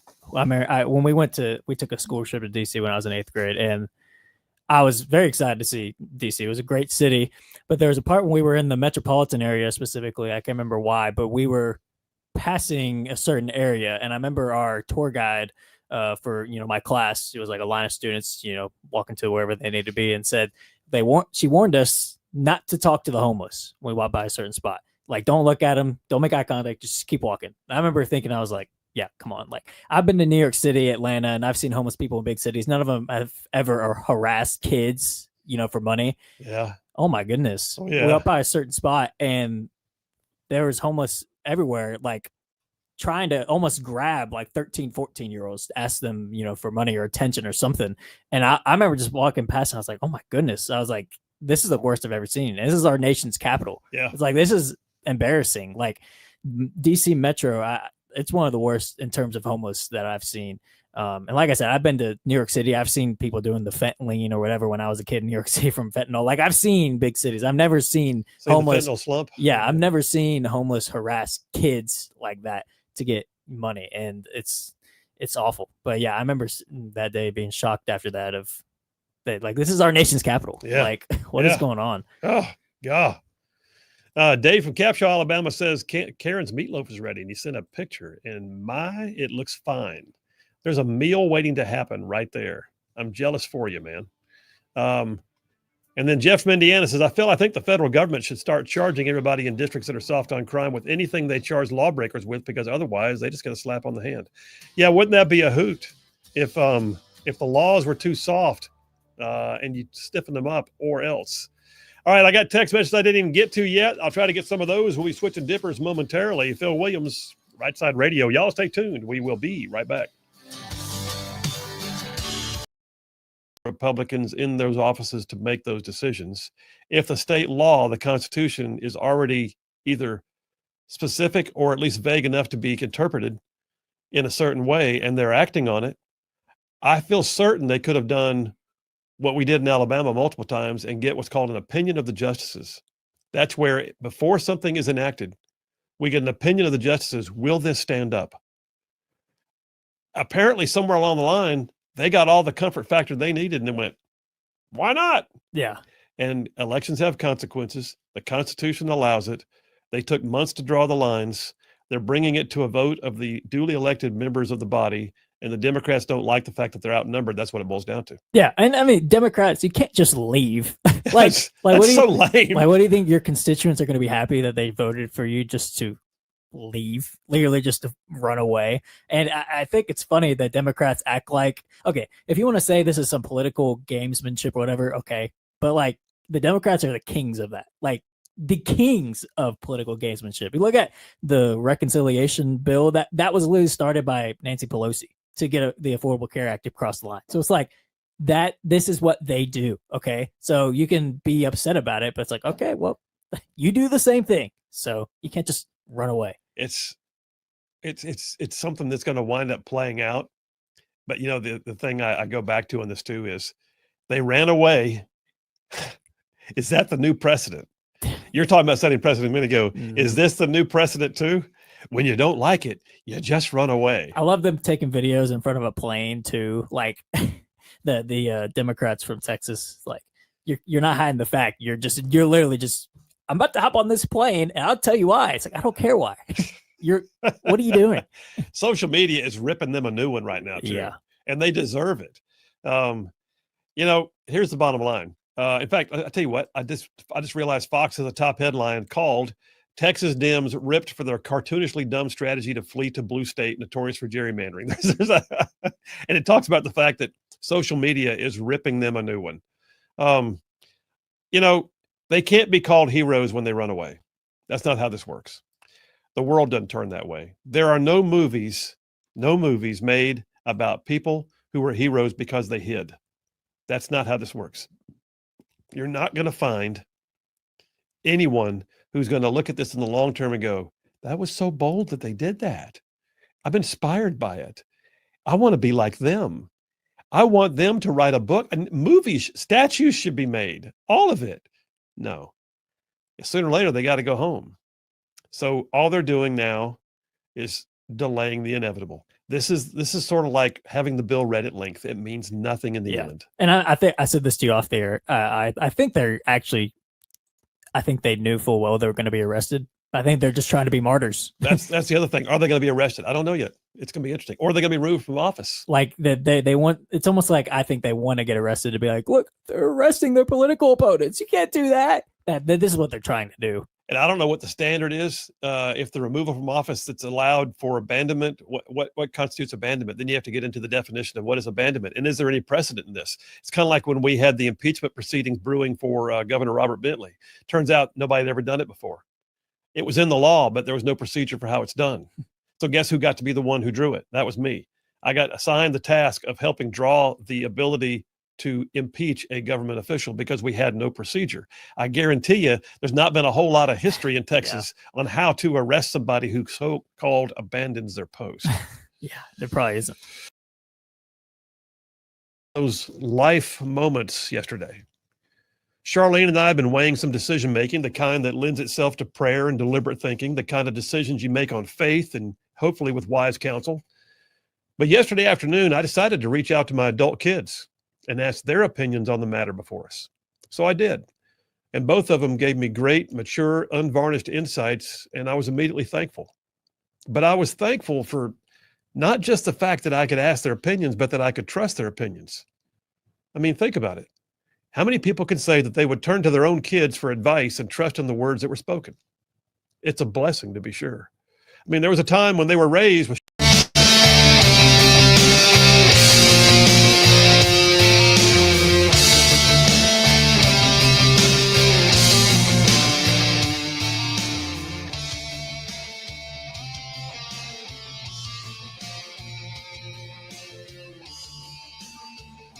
And we are back. Phil Williams, Rightside Radio, solid, conservative, and just plain right. I mean, covering down on some major ground across the southeast U.S. of A. Y'all, I'm talking about this show, this show, from like Huntsville back over to Chattanooga. I'm talking about from Tuscaloosa back over to Gadsden. I mean, all the way down to the loveliest little village on the plains we call Auburn, straight across the line from there to what we call, once again, Fort Benning, and then all the way up to cover big old patches of North Georgia and then Mississippi too. All for good measure. Listen, that's just the radio audience. So there's a ton of y'all that are listening by radio. Obviously, right now, you can tell by the audience engagement we get on this show. But then there's all of y'all out there in the whole wide world going to the World Wide Web, live streaming the show, looking in on the cameras at what we got going on inside the studio, live streaming on places like Facebook, X, YouTube, and our website, rightsidemedia.org. And then podcasters, all y'all podcasters that catch it after the fact. Listen, the bottom line is I point all that out to say, we know where you are, and we love you wherever you are. If you're catching this show in whatever format, it means the world to us that you do. Absolute wouldn't want to be here if it weren't for y'all. Thank you very much for making this show just a joy to be a part of with you. I got a ton of text messages that I will also try to cover down on a little bit more as we go on. I'm going to be switching dippers here momentarily. But I got to tell you, I mean, as long as Trump is, closing in on crime fighting status, I mean, he's like Batman, right? As long as Trump is out there actually fighting for the right to clean up our streets and make our country safer, maybe we ought to turn our attention to something that happened very quietly last week and did not get much airtime, if you know what I mean. Because we've just learned that last Thursday or Friday, Trump very quietly signed an executive order. And listen, when have you known Trump to be quiet? Yeah. But I will tell you this. He understands the mission, and he knows when he has to get something done that may not make people very cooperative or happy, he'll do it anyway. That's one of the things we love about him, is he's willing to stand up there with that bulletproof influence and just wear it out. But he also understands there's going to be times when he has no choice but to go ahead and get something done and do it quietly so that they can move forward. He issued an executive order last week to begin taking military action against drug cartels. Woo! Can I have some applause or something on that? Thank you. Thank you very much. Thank you. Thank you, Mama. Thank you. Thank you very much. Thank you. Thank you. Be in the area all day. Thank you. So Trump issued an executive order directing the Pentagon to prepare options to use force against drug cartels. Story broke. I think that Wall Street Journal may have had it first. Somewhat of a leak, but not really, because it's still an executive order. But did you see a press release? No. Was there a press conference? No. Did he do a big truth social and say, thank you for your attention to this matter? Not that I recall. The story here on ABC, Donald Trump has directed the Pentagon to prepare options for the possible use of U.S. military force against drug cartels designated as terrorist organizations. One official said that any possible use of military assets is not imminent, meaning it's not like he did that to authorize the big invasion they've already been planning. But I think what he's doing is taking the gloves off. I have been saying on this show for quite some time that the war on drugs is as costly to the lives of Americans right now as any war we've ever been in. Just fentanyl alone. Hey, JP, would you look us up before I quote a number? It's well over 100,000, but what's the total number of fentanyl deaths in the last, I don't know, pick 5 years in America? Last 5 years, fentanyl deaths in the U.S. What do we know? Let's see here. I may have to find a exact number. I'll have to do some digging. Yeah, do a little bit. Last I saw, it was somewhere in the neighborhood of 170,000.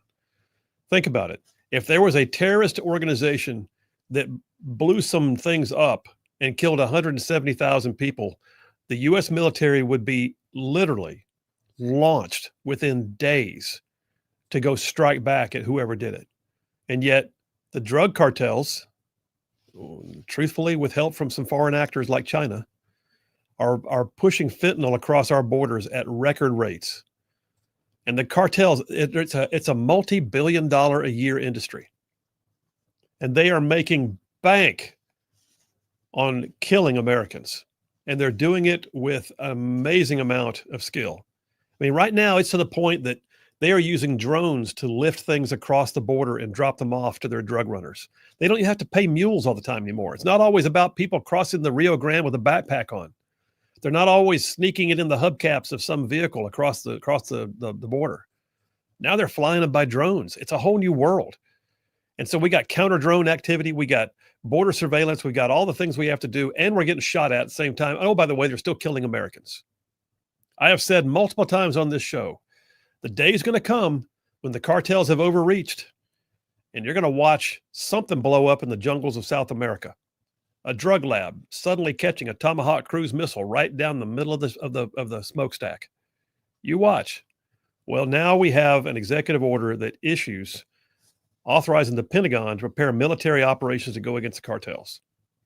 Pentagon referred all questions to the White House, asked for comment. White House spokesperson Anna Kelly told the ABC News that President Trump's top priority is protecting the homeland, which is why he took the bold step to designate several cartels and gangs as foreign terrorist organizations. Well, listen, the bottom line is they're awake. They're paying attention. They're worried. You know why? Because automatically, some of the leaders of foreign nations began speaking out. Wait, hey, ho, you can't do that. Claudia Sheinbaum, who's the president of Mexico, still cracks me up that the president of Mexico is named Claudia Sheinbaum. Yeah, it doesn't really match. No, that's like a Jewish New York grandmother or something. Yeah. Claudia Sheinbaum. Miss Sheinbaum, oh, the gefilte fish, all this fetting you should know. Oh, you mashugana. What are you doing over there? Anyway, that's my impression of a Jewish grandmother in New York City. That's good. Like it. Mexico's President Claudia Sheinbaum on Friday dismissed the idea of the U.S. military targeting drug cartels in Mexican territory. I wouldn't go that far. The U.S. is not going to come to Mexico with the military, she said. We cooperate. We coordinate. There won't be an invasion. That is ruled out. You can rule it out if you want to. I don't think Trump's ruled it out. I think Trump has probably promised that he'll make that the last resort. But right now you got Tren de Aragua, the Sinaloa cartel, MS-13, and several others, one of which, by the way, and I got to look at the name, I think it's called Las Solis or De Las Solis. It's the Cartel of the Sun, Cartel de las Solis, I believe. You know who the head of that is? They believe it's Maduro himself, the president of Venezuela.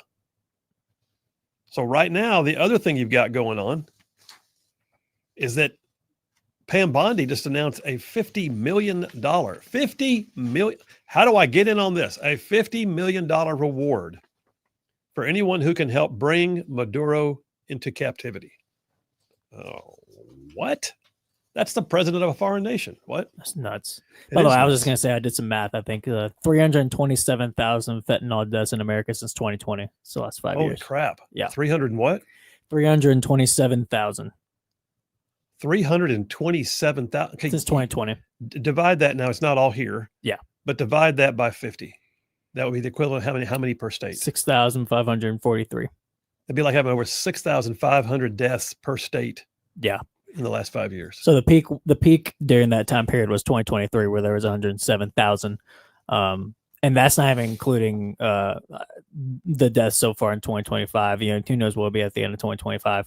But yeah, I'm hoping it's going to go down with the border controls. it is going down. Yeah, that's what some of the sites and sources are noting, that there's been a decrease. But still, because last year was 48,000, where the year before that it was 76. Year before that, so yeah, it's slowly going down, Oh, but my still gosh. crazy too much. That's unreal. Think about how many that is. I mean, that's literally 300 times what we lost on 9/11. Yeah. And we went to war for 20 years over it. 300 times. And they're all coming from the same sources, the same cartels. Mhm. So I got a piece on the BBC. The BBC talks about Mexico saying that they're not going to have an invasion by the U.S. We cooperate. We collaborate. There's not going to be an invasion, said President Claudia Sheinbaum. She also went on to say this. She said the Mexican government was informed that an order on cartels was coming and that it had nothing to do with the participation of military personnel. What? I mean, what are we hearing there? Speaking to reporters, she said it's not a part of any agreement. Far from it. When it has been brought up, we have always said no. I don't care a rat squat what she said. Because here's the bottom line. They are doing better, and I will admit that. Mexico has been shamed into having to do more. They have been taking efforts using their military to try and interdict drug trafficking, but has it stopped it? No. And are there still cartels that are in bed with Mexican government officials? Absolutely. And do we need to see something happen? Absolutely. And so right now what you're looking at is Secretary of State Marco Rubio said the designation of U.S. target of the U.S. targeting cartels, including through intelligence agencies and the Department of Defense. He says we have to start treating them as armed terrorist organizations, not simply as drug dealing organizations. The New York Times report says the directive signed by Trump provides, quote, an official basis for the possibility of direct military operations against cartels, both at sea and on foreign soil. This is next level. I'm just telling you guys. I felt the need to have to bring this up because this is, first of all, I've been saying this on the show for a long time, that it's going to get pushed to the point that the cartels, who never know when to stop, cartels are worse than liberals for not knowing when they've gone too far. The insatiable need to get the next dollar for their multi-billion-dollar enterprise, which results typically in the next death which results in the next murder, mass murder, south of the border. What the gang wars going on. There are places in Mexico. I mean, you couldn't pay me to go on vacation to Mexico right now. I know some people would differ with that. I have some friends that went recently. You couldn't pay me to go to Mexico for vacation right now. It's like the murder capital country of the world. People getting kidnapped. I mean, I realize there are good people that live there and they probably have infrastructure. There's lots of neat things. And I've been there and I would agree with some of that. You still couldn't pay me to go there right now. I mean, not without like a complete, security detail to guard my six at every turn. But that being said, those drug cartels, they are extremely well organized. They recruit their henchmen straight out of the military. They have skills. They're putting in landmines. They're using drones. Some of them have armored vehicles. They have sniper rifles. This is not just like a bunch of backwoods, sweaty, got the old AK-47 bunch of guys. It's not. It's a multi-billion-dollar enterprise, and they put money into their security efforts, and they've got a small army. And it's not just there. When we get back from this break, I'll tell you about Cartel de las Soles and the $50 million reward for the leader of that one. Phil Williams, Rightside Radio. Y'all stay tuned. We'll be right back.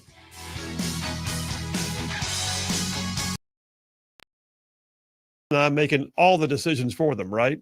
When to eat, when to sleep, what to wear. All the yeses and the nos of life were decided by us as parents, and that's reasonable. Then came the days, though, when we could leave them to some of their own decision-making on small things, and then bigger things, and then responsibilities, and then setbacks, and then responsibilities again. And then came the day when we trusted them to be out of the house and on their own. And I've said many times that God has blessed us with kids who turned out better than us. And it's okay. It's actually expected for parents to do the parenting, to make the decisions, to hover a bit, to raise up a child in the way they should go, in the belief that when they grow older, they will not depart from it. That's our role as parents. But that is not, oh, by the way, the role of government, not by a stretch. Government provides some essential services, some order and protection and infrastructure. But government should never get over the line into what we sometimes refer to as the nanny state. So let's be very careful. Be very, very careful. Life is hard and decisions are scary. I get that. But don't worry. The government's here to protect you from yourself, right? At least that's what far too many in government believe. Ronald Reagan once famously said the scariest words you could ever hear were, "I'm from the government and I'm here to help." And listen, there's a role for government. Like I said a moment ago, I'm not so libertarian in my leanings or anarchist in my antipathy towards government that I don't see the need for good governance. And notice that I said good governance. I mean, constitutional governance is designed to ensure life, liberty, and the pursuit of happiness by providing for things like the common defense, supporting the general welfare, ensuring domestic tranquility. It's called essential services like police and fire departments, infrastructure, sewage and water, waste disposal. All of that is essential. But when we get into trouble is when government has so much time and money on its hands that it feels like it's necessary to find new ways to justify its own existence. And there's some nanny state jackassery in government that they don't know when to stop. I'm just telling you. A story came out not long ago about Majority Leader Chuck Schumer pushing for a vote that no one called for on a topic that no one saw coming to fill a need that no one has. Schumer and his Democrat colleagues embarked on a classic round of political kabuki theater to pass a bill to enforce a right to contraceptive care. Let that sink in. I mean, never mind the economy, never mind the southern border, never mind the U.S. hostages being held in Gaza. The Democrats wanted to make sure that Americans know they can have birth control pills and condoms whenever they darn well want them, because maybe people don't know that they can already have contraceptives whenever they want them. Because, life is scary without the government getting involved to solve the problems you didn't know you had. So I have to ask, what did we do about contraception before the year 2024 when Democrats held their press conference and cast their votes? I'll tell you what we did. We took personal responsibility. But the nanny state does not thrive on your personal responsibility. It does not. Nanny state jackassery is oftentimes an attempt by big government jackasses to justify their existence without which there would be a loss of their jobs. I mean, if you believed for a second you could make your decisions about your life without their intervention, you silly Americans. You don't know how to buy birth control at the drugstore. But don't worry, we're from the government, and we're here to help. And that, my friends, is an example, yes, of the nanny state. that sense by elected officials and bureaucrats that they can operate with impunity, because in their own estimation, they are very important. Consequences are not for them. Consequences are for those silly constituents who don't know how important their actions are. Yep, nanny state jackassery. It's a nanny state attitude that causes government to exceed its authority. And sometimes, it's laughable. Like, remember when Mayor Bloomberg up in New York City in 2012 decided he was going to ban large sodas in restaurants? Well, that'll fix obesity. Or how about the town of Fort Lee, New Jersey? Has a no texting and walking law, $85 fine. I get it, but is that really government's role? A few years ago, the state of Tennessee passed a no saggy pants law, really, with penalties and all. No saggy pants. Did they make exceptions for plumbers? About Minnetonka, Minnesota, apparently got tired of cleaning up the streets, passed an ordinance banning muddy vehicles with fines up to $2,000. Muddy vehicles. Okay.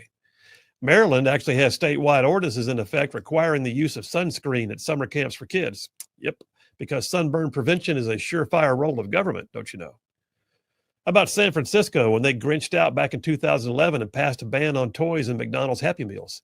Unless, of course, they met strict nutritional guidelines with like fruits and vegetables. Kid you not. And then there's Hilton Head, South Carolina, apparently had an issue with rats, passed an ordinance banning trash in cars to keep from attracting those rascally rodents. Trash in cars. They would have to look in your personal vehicle to determine if you had trash. $500 fine, 30 days in jail. Yep. 2008, California Governor Schwarzenegger then went full-on Terminator and he signed a law banning the use of trans fats to fry foods in the state. You heard me. Fried food must be made healthier, but in the end, it's still fried. One of my other favorites from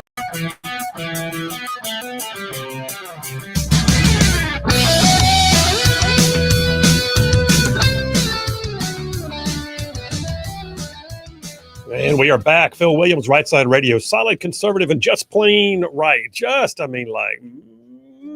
making common sense like a superpower. That's right. Using that bulletproof influence. That's right. All right, so text it in if you have thoughts on this, 833-687-4448. That's 833-68-RIGHT. What are your thoughts on the idea of Trump designating the cartels as being the recipients of possible DOD or military action? That's what he's doing. He is saying that he is authorizing the use of military force against the cartels. It's a whole new day. Now, some of those cartels are extremely interesting, if you know what I'm saying. I've got a piece here from Breitbart. Breitbart, Dateline yesterday.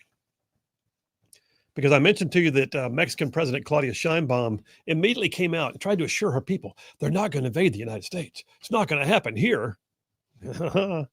You wait. Claudia, I don't think you got it going on. Listen, I'm just saying.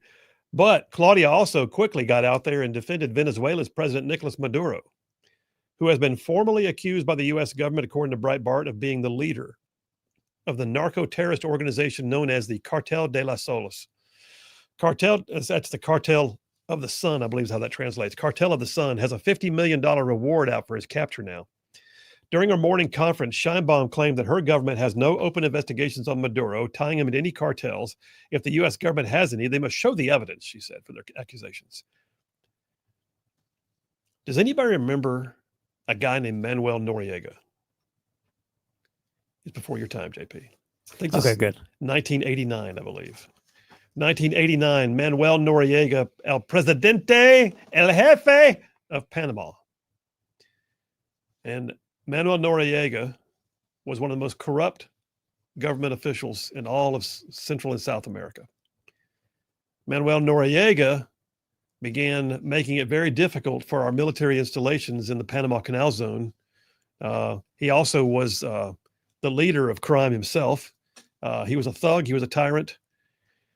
And then there's the Panama invasion, where in 1989, George W. Bush authorized the use of military force. We went in and captured Manuel Noriega. Basically, we invaded the country. The Ranger Regiment, the 82nd Airborne elements of the 101st, and a bunch of, I think the 7th ID, a bunch of others. We had SEAL teams coming in from offshore. It was a full-on military scale conventional invasion. And we took the government down, and we took Noriega captive, brought him back to the U.S. and tried him for his crimes. That was after the death of several Americans, including one service member, if I recall. Don't think for a second that Trump is not aware of history. Trump is not aware of the fact that we have just a little bit of history in the Panama invasion.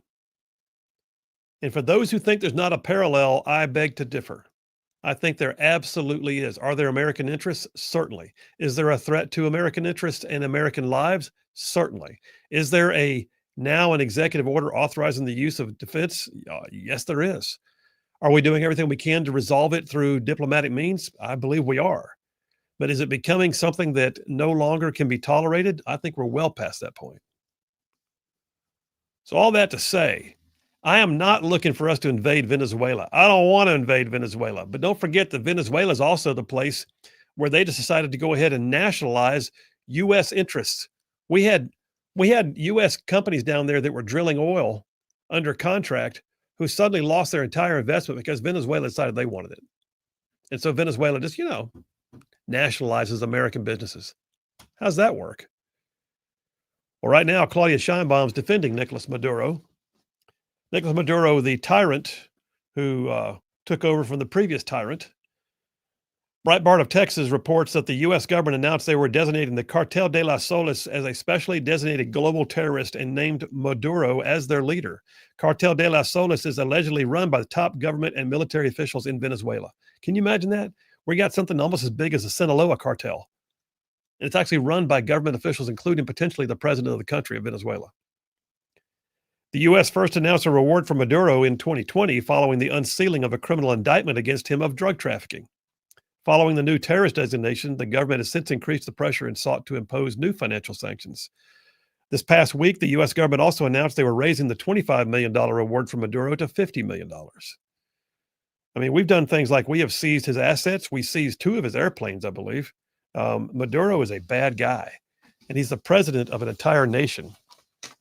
And he is literally a destabilizer in the region. I'm not advocating for military, but I'm telling you right now, you see parallels in Manuel Noriega and Nicolas Maduro. I do. And do you remember all the guys who came back, all the paratroopers out there who came back with combat jump stars on their wings? Yes, I do. It was an amazing time. Now, when we get back from this, I've got a great piece from the Atlantic Council that's going to describe in detail what we might see. Like, what are the levels that we might see in which this could escalate to the use of military force? Because I don't think it's going to happen overnight. I'm not going to be a bit surprised to find a news conference that says, hey, I did this thing last night. But in terms of a broader campaign, I don't think it's going to happen overnight. I'll tell you more about it. Phil Williams, Rightside Radio. Y'all stay tuned. We will be right back. Came when the law was passed mandating that the hotel industry had to use fitted sheets on the bottom layer of bedding because it was going to save back injuries from those who had to do hospital corners because they treat the rooms and clean them. They also required long-handled tools for bathroom cleaning to prevent back injuries. Have they ever tried to put on a fitted sheet? I mean, that's work in itself. But look, don't think for a second that all the things I'm talking about are just out there somewhere else. Like the nanny state doesn't exist anywhere but other places, because it does exist right here in Red State, Alabama. Oh yeah, yes indeed. How about this? Effective on January 1st of 2024, remember that? The Huntsville City Council, Huntsville, approved a plan foisted upon us by Councilman David Little that far exceeds state law. Police can now issue citations if you are seen with a phone in your hand while driving. The holding of the phone can be the primary offense. It means that you can drive the speed limit, use your blinker, stop at all the stop signs, and still be pulled over because you were on the phone telling your wife what you were picking up for dinner. The first conviction, $50 fine. The second can be up to $100. A third within 24 months, $150 and up to 10 days in jail for a cell phone in your hands. But y'all, if your cell phone rap sheet keeps going, you could face up to 30 days in jail. The Huntsville government, in its wisdom, has presumed guilt by virtue of touching a phone. I mean, never mind that you were driving well at the time, right? And don't worry, by the way, you can hold a coffee cup or a book or surf the playlist on your dash or turn up your music so loud you can't hear the traffic or just eat a biscuit on the way to the office. But by God, don't touch that phone as you cross over the invisible line from Madison to Huntsville. Look, these are all real. They are. And they are also somewhat humorous. They're also examples of big government jackasses getting into office and forgetting their role. Government should provide essential services. Government should not become the nanny state, babysitting your every move like a helicopter mom at a PTA bake sale. Government that gets so far into your personal business that it creates additional issues and then blames you for the problems they created, all while ostensibly taking such action for the greater good, that's a nanny state. That's a nanny state justifying its own existence. It is un-American insofar as our rights and our freedoms are concerned. Yeah, so when you see it, tell them you don't need a nanny, thank you. You've got this covered. Nanny state jackassery, please say hello to Rightside ruffians. We got this.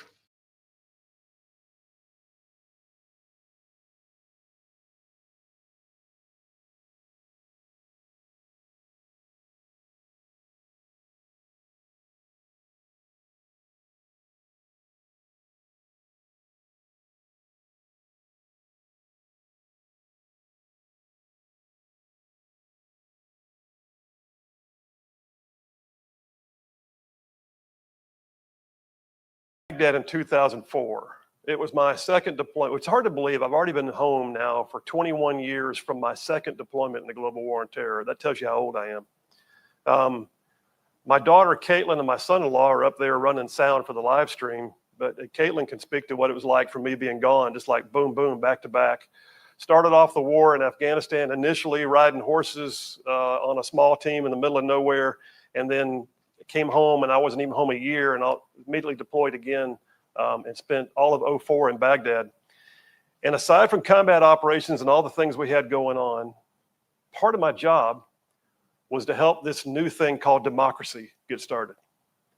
And y'all, it was amazing to be in a place where people had no idea what self-determination was. I thought I appreciated my vote before I went over there. My dad had run for office at one point when I was younger. I had always voted. I never missed a vote. I liked democracy. I was always a Republican. And then I went to a situation where no one had any idea what self-determination was. Not a lick. I'm talking about Saddam Hussein when he took power. He took power. You were not allowed to own a car if the Ba'ath Party hadn't decided you were okay to own a car. That's why there were so few gas stations in Baghdad, which is crazy. A city of 5 million people. It dawned on me one day, there's no gas stations anywhere when no one had a car, unless you were approved. Schools were approved and you could go if you could. There were so many things in life, the minutia of life was so controlled, and yet they had no say in who controlled it, not a lick. We may think once in a while that we get frustrated with our politics. I'll be honest with you, we still got it better than huge swaths of the world. I tell people as an attorney, I tell people when I'm talking to them and they're a new jury, I'll tell them, I said, you don't understand the value of your position as a juror. You are the arbiter of the facts.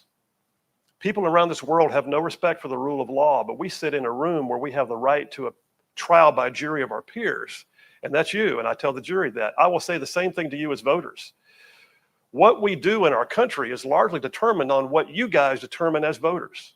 And I don't care whether it's dog catcher or president of the free world. The reality is that vote matters. So I had this experience in 2004. Aside from combat ops and all the things that were going on, the craziness, part of my job wound up having me interact with what was called the DAC, the District Advisory Council, which in essence was the very first ever city council in Baghdad in anyone's memory. These were people elected by their various districts and neighborhoods to represent them and to give them some measure of a voice. And I went to a meeting once, and I got to tell you, this was no small thing. These guys were serving, and while I was there, I got pretty tight with several of them. One of them was a man by the name of Sheikh Majid. The other was a Dr. Abdul Qadim, and they were actually the chair and vice chair of this DAC that I worked with. Sheikh Majid was assassinated, and Dr. Qadim barely survived an assassination attempt, but he was never the same. He was not able to return to the council. But at one point, I was at a meeting where they were both still active, and we're sitting there, And I still carry a picture around with me a lot. And that picture shows this group of men sitting at a table. It's kind of an innocuous little picture. It doesn't look like much. It's just a guy sitting at a table. But I took that picture right after something happened. We're sitting there and somebody on the council and my interpreter's inside kind of whispering to me what it is they're saying. And I'm sitting in the back of the room as an advisor. And my interpreter says, sir, they've just mentioned that apparently so-and-so on the council has resigned his position because his family was threatened. They have a vacancy on the council. So they talked among themselves for a minute. And then somebody said, I believe that we're allowed to nominate a replacement. Well, the whole room got like, I mean, it looked heavy. And Dr. Cottom, as chair of the Times, the International, and oh yeah, like the dude just said, solid, conservative, and just plain right. I got to read some text messages, and I'm going to jump back in, and I got to also read you a couple of, just the asinine things that libs are saying on social media. I mean, it just boggles the mind. All right, to the first dipper about the Trump on crime, about Trump federalizing law enforcement for Washington, D.C. Somebody named Keith Edwards, who has a big following on Twitter. Keith Edwards calls himself a democracy enjoyer and a YouTuber. Anyway, Keith Edwards says, Second Amendment people who warned about a tyrannical government are real quiet right now. No, I'm not. I'm not quiet. I'm telling you right now, for 3 hours on radio, this had to happen. Somebody else named Malcolm Nance, who I'm not familiar with, but his profile claims him as a U.S. intelligence expert with 36 years experience in terrorism and U.S. extremism. Okay. And something about dead Russians. Okay. And he's a best-selling author. Okay. Has a Ukrainian flag on his profile. Okay. Says Trump is executing his white supremacist strategy to criminalize black kids. It's Central Park 5 on a national scale. Shut up. That's just unreal. That is so asinine. That's just jackassery, and it's not even an official act of government. It just is. Matt from Madison, checking in on our text lines. He says, I'm Jewish, and that impression was spot on. I did my Jewish grandmother impression earlier. Thank you, Matt. I appreciate that. Mazel tov, brother. Anyway, appreciate you. He says, how are your blintzes, by the way? You don't want nothing I cook. Nothing. You don't want nothing I cook. That's enough of you. Paul from Decatur says, hey, Colonel Paul, I remember 1989 and earlier very well. A lot of mustard stains. Interesting times. For those who don't know, mustard stains are what you call the subdued version of your jump wings, has a gold star on it. It's called the mustard stain because it comes out kind of yellowish on the patch. Just so you know, one of those inside things. It's pretty cool, actually. I don't have one, but I did covet. Anita from Hatton, Alabama says, in reality, cartels are using weapons of mass destruction. They really are. They really are. Think about it in terms of this being something like, I don't know, chemical warfare. Or launching missiles across the border that killed like 70,000 people within a year. That's pretty much what they're doing with fentanyl. Yeah, absolutely. They're just doing it in a sneaky way. Yeah, it's just unbelievable what they're getting away with. A couple more things on this, and I'm going to tell you, too, about this U.S. military action, how it could unfold, if at all. So I got a piece here from the Epoch Times. The Epoch Times, the U.S. Department of the Treasury now imposed sanctions just last week against 3 high-ranking members and a prominent associate of the Mexican Cartel de la Noresta, known as Los Zetas. All right, Los Zetas and Sinaloa are the 2 biggest cartels in the Mexico region. The Department of the Treasury's Office of Foreign Asset Controls announced that it has sanctioned 4 key individuals in Los Zetas. They are identified. I don't have to give you their names. Just bottom line is they're, Hispanic names, high-ranking members of the whole cartel. The designated individuals have been facilitating a widespread campaign of violence and narco-terrorism that includes crimes like murder, beheadings, drug trafficking, extortion, and money laundering. This is part of a coordinated effort with Homeland Security and Drug Enforcement Administration. And so that goes straight to a point that I'm about to make. You might wonder, okay, if we have In fact, let me do this first. New York Times had a piece that came out last Friday. Who has been designated? I'll tell you who they are. The Sinaloa cartel based in Western Mexico. 30 years old as an organization. The Jalisco New Generation Cartel, that's the other big one. Jalisco in Western Mexico. Cartel de Noreste, they're based in northeastern Mexico, right below Texas. Then you've got MS-13 linked to El Salvador. And then you've got the Gulf Cartel in Tamaulipas State, northern Mexico. And then you got La Nueva Familia Michoacana, which is basically in western Mexico. Major cartels. Those are the ones designated as terrorist organizations. And now Trump has authorized the Department of Defense to possibly take military action. It's not just DEA. It's not just CIA. It's not just Department of Homeland Security at the border. It's not just National Guard troops stopping the cross-border operations. It's actual potential for 8 Latin American cartels, including 6 from Mexico, to experience the wrath of the U.S. military. And I got to wonder, how would that play out? So think back. I got this piece from Atlantic Council. Really good piece, really solid. Dateline today. The Atlantic Council has this piece that says, remind us, first of all, if you remember, Trump gave a speech back in March, and he didn't mince words on anything. He said, the cartels are waging war in America, and it's time for America to wage war on the cartels. Bold move, Cotton. But then he designated 8 cartels as terrorist organizations. And then I remember this, I'd forgotten about this.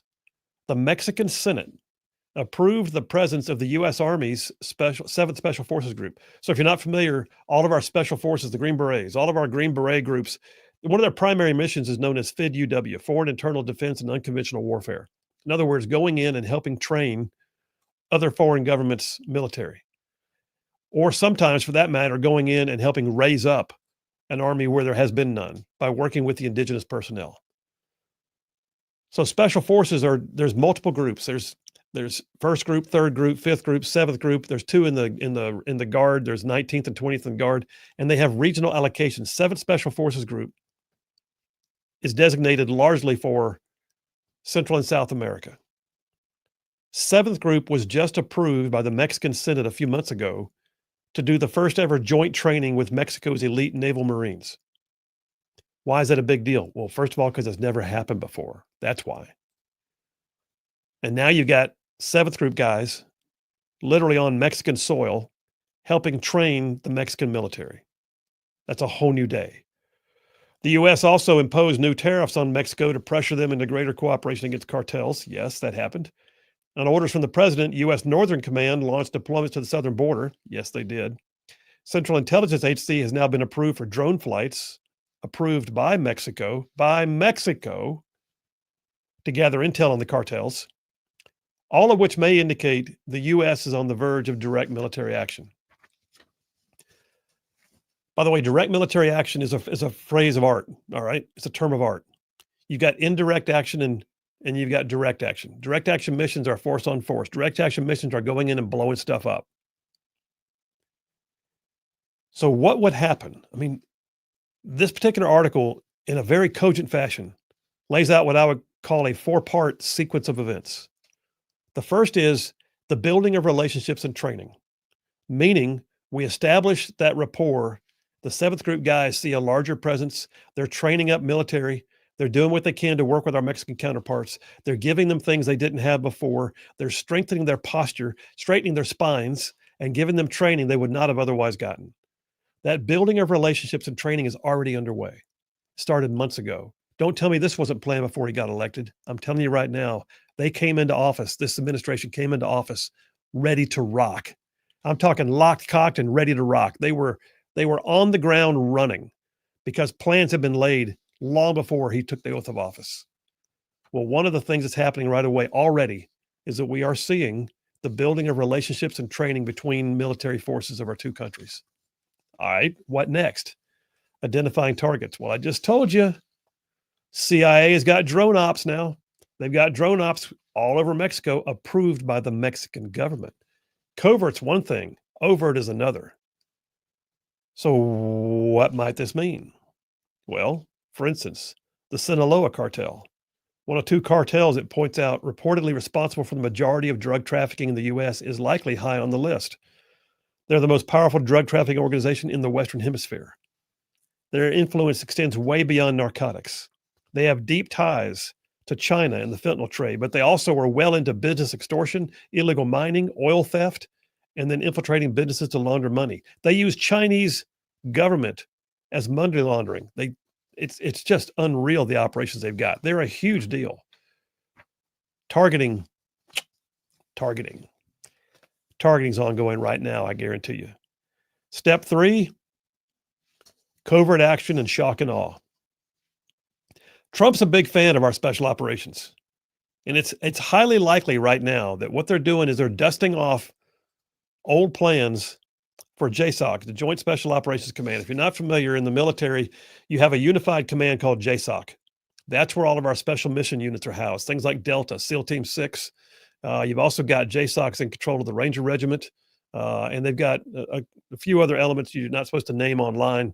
But the bottom line is all the special mission and of course the 160th Special Operations Aviation. They're all under JSOC command. JSOC is likely working with CIA paramilitary to work on secret covert operations. This is where you find recon teams laying on a drug field or a drug lab in the jungle, bringing in drone strikes. This is where you find a single kill or capture event that has a small team that goes in and comes back out. This is where you find any number of efforts that happen and everybody looks around going, what just happened? What was that? Who did that? We don't know. It's never whispered, more than whispered as to what it was. But then there's shock and awe. Shock and awe is what you might expect to have happen when the targets have been identified and Trump makes an announcement and says, this morning, I authorized offshore assets of the U.S. Navy to launch Tomahawk cruise missiles, and there's a drug lab that will no longer be sending fentanyl into our United States. Not just in Mexico, y'all. This might be down in Venezuela. This might be down in... all I'm saying is step 3 is covert action plus shock and awe. And then lastly, I will say this. There's concession and enforcement. Concession is when, after pretty much letting the cartels understand who the new sheriff is, they begin to negotiate a ceasefire and a cessation of activities. That's when cease and desist becomes an agreement. That's when they stop doing certain things. Now, when do we start? That's what I want to know. When do we start? Listen, I think it's overdue. I think the cartels have had the run of things for a long time. I think the cartels have had probably millions of Americans that have died at their hands. And their excuse will be, if you didn't have so much demand, we would not provide supply. Bull crap. If you didn't provide supply, we wouldn't have as much demand, would we? And by the way, we'll do what we can with our people to stop the demand. At the same time, we're going to stop you with supply. What's going to happen next? I suspect what you're going to wind up seeing is unconfirmed reports that something happened in a jungle somewhere or that somebody was snatched off a street somewhere, and it's going to be covert activity. I think you're going to see that. And then I think you're going to wind up seeing the cartels bucking up, demanding protection from their government overlords. And then I think you're going to wind up seeing something blow up in a big fashion. And Trump will make an actual announcement and say, told you I was going to do it. That's what I think is going to happen. And that's where we are right now. And JP just had the numbers a minute ago. Over 300,000 Americans died from fentanyl alone just in the last 5 years. All right, we're taking a break right now. We'll take that break. Woo, that was a heavy one. We're going to come right back. Let's talk about Democrats running away. That's fun. That's a hoot. That is just crazy. Phil Williams, Rightside Radio. Y'all stay tuned. We'll be right back. And myself and my battalion commander were sitting there, Lieutenant Colonel Sexton, and he says, Colonel Sexton, what do you think? And I'll never forget this. My boss, Colonel Sexton, goes, it's your council. Oh. Well, then we will take nominations, says Dr. Cottom. And some names came out, and then somebody else says, I believe we're supposed to vote.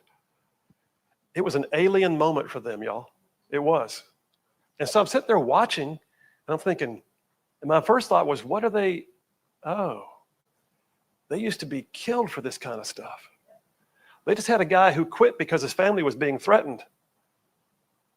And now they're talking about voting again to put somebody else in the position of being threatened.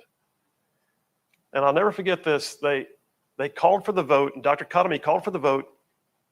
And by a show of hands, and my interpreter's telling me what he's saying, and the hands began to go up, and I swear it's almost like the hands were going up while they sat lower in their seats. And he counted the vote, and he goes, well, then so-and-so shall join the council. And all of a sudden, every one of the men on that council, like 12 of them, they started laughing and clapping. It was this sense of relief. It was this sense of we just did something, and they were really excited. And I'm sitting there thinking, that looked like something you and I would do every other day of the week. I mean, how many times have we been to a meeting? Who wants to do so-and-so? I do. You know, who's again? I ain't doing that. We do that thing on a regular basis. They had no basis of reality, though, to compare to. In fact, for them, it was potentially under threat of death. And a month later, Sheikh Majid was dead. We have no idea what it means to have this right of self-determination and self-governance and the ability to vote for a candidate. I say all that to say that while it's also unique in Western society for us to have that, it is also absolutely 100% something we should never take for granted. That's why it's so important that we should choose our candidates and choose them wisely. I would say choose them prayerfully. I would also say choose them judiciously. Don't just allow anybody else to walk in and be a candidate. At the same time, everybody should have the opportunity to want to be a candidate. Does that make sense? Everybody should have the right to run for office. Every one of you should have a right to say whether they should or not. And we should all be a part of that process. Because there are people in this world who still die because they just want self-determination. I watched it firsthand. At the end of my tour, I came home in late '04, and it was a rough year. Lost several great guys in my unit, and I came home appreciative more of what it meant to be home. But close to the end of my tour, I went back to meet with the DAC, the district council again. And I gave them my goodbyes. And I still have on my shelf just like a handwritten certificate that was in kind of cryptic English because they was not their first language. And it said, like, owing to the gratitude that we have for you these days, you know, that kind of thing. And it's signed by Dr. Khatami. But as we finished our meeting, I told them, I said, there will be a day when your children will look in their history books at school and your names will be in it and you will be called heroes. Because you stood up. Because you said, we'll do that thing that people will kill us for because it's really, really important. We're not under threat of death here. I mean, Trump took a round of the ear, but that's rare, right? Generally speaking, we expect to have people run for office. And we expect to be allowed to run if we want to, if we qualify. And we expect, all by the way, for people to vote.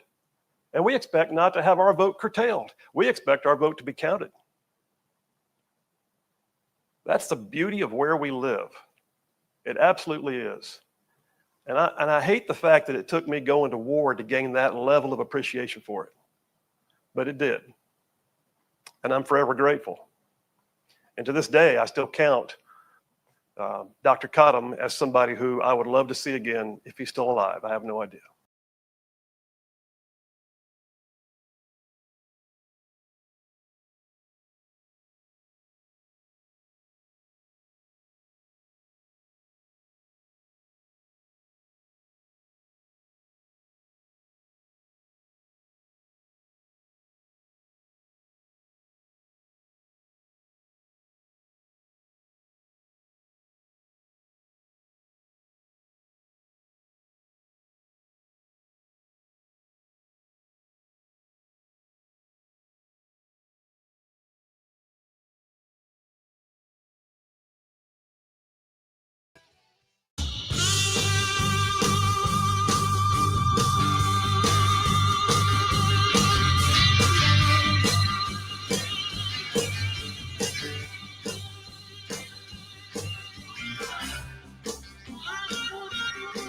And we are back. Phil Williams, Rightside Radio, solid, conservative, and just plain right. Just saving the world one soundbite at a time. Hey, by the way, thank you to all of you who had great things to say about the fact that I got to be on CNN again last week. They're flying me back up again this coming Friday.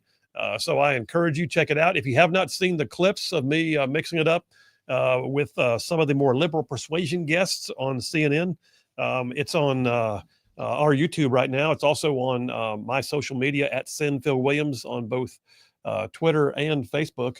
In fact, we got a ton of views on that, so thank you very much. But yeah, go check it out.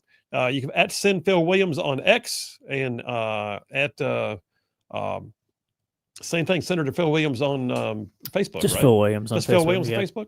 You'll Okay. see a nice picture of Phil. You'll know who it is. Yeah, it's me. It's a nice picture. Hey, taking it- real quick, I Yeah. just want to ask you. I didn't want to interject last segment with this question. I mentioned to you off air, sort of a legal question here of you talking about Maduro and his involvement. Oh yeah, his direct involvement potentially with the Tren de Aragua gang. So was it in May of earlier this year the Supreme Court shot down the Trump administration using the Alien and Sedition Act to deport Tren de Aragua gang members because they couldn't prove that we were technically at war with Venezuela directly. I wonder if the president Maduro is directly involved and they can actually prove that with the Tren de Aragua gang. Does that actually count as Venezuela conducting war against our nation? I think that's fascinating. Their claim was that there wasn't a formal declaration of war. We haven't had a formal declaration of war since World War II. Hang on, JP.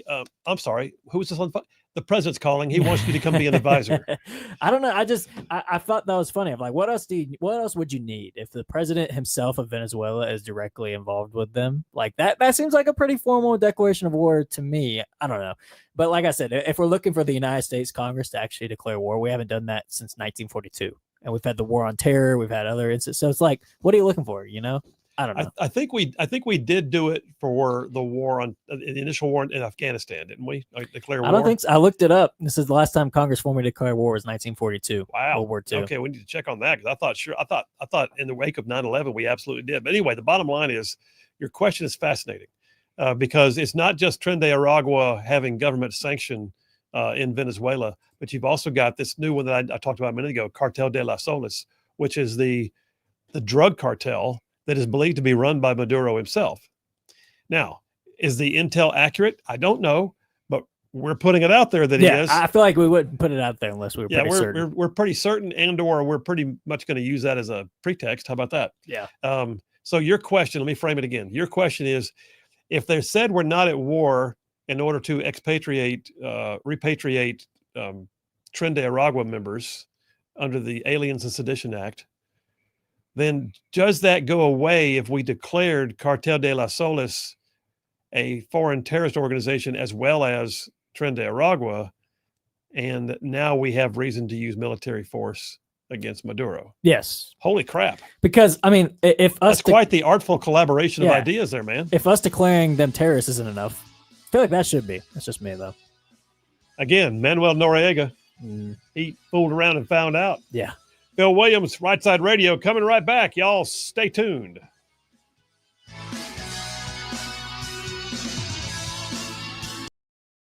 Philosophical right off the bat. So having said all that, those things, like on paper, I see it all. But how do you want to be remembered? Yeah, no, I mean, the only thing that you should be remembered as is who are you in the person of Jesus Christ, because that's the only thing that lasts, right? Now, if I die right now, I'm going to be attached. I'm going to have a lasting impact, even in my death, on my wife and my girls. Possibly some of the people in my sphere of influence, possibly some of the guys in the SEAL teams I work with or in business or whatever. I might have a lasting impact, but oftentimes that lasting impact is not so much. It's not so much who you are here physically. Does that make sense? Yeah. I really believe it's who you are in the person of Jesus Christ. Because they look at it and say, man, that guy really was who he believed in. Does that make sense? Yeah, so it's, and I believe it's in James, he talks about, I'll show you my faith through my works. That's not a works-based salvation. Right. He's not saying that I'm working my way to heaven. I'm not doing X, Y, and Z, and that's going to get me to heaven. No, he's just saying, I have faith and I believe in Jesus, and because of that, you're going to see my fruits. My fruits are going to show that I believe in Jesus. Now, there's another aspect of that without getting too far off on this, topic. You hear a lot of people say, "Oh, I let people see who Jesus is through how I live my life," right? That's what, I don't necessarily tell everybody about Jesus, but they get to see who Jesus is through how I live my life. Well, that's not good either, because Paul says, how will they hear if they don't have a preacher to preach?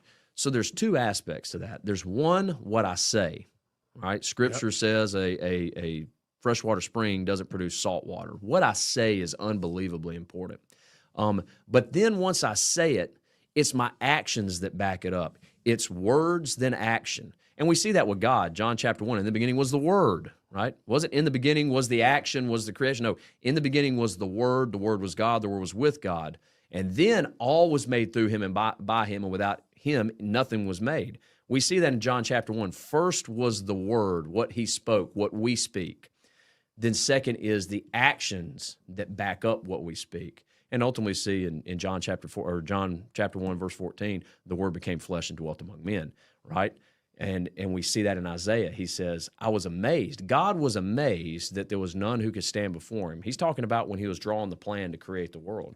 None could intercede for man, so he said, I'll take up my own strong arm of salvation. So God says, I'm going to make a world where sin is possible. I'm not going to make them sin, but I'm going to give them the option. And guess what? I know they're going to choose sin.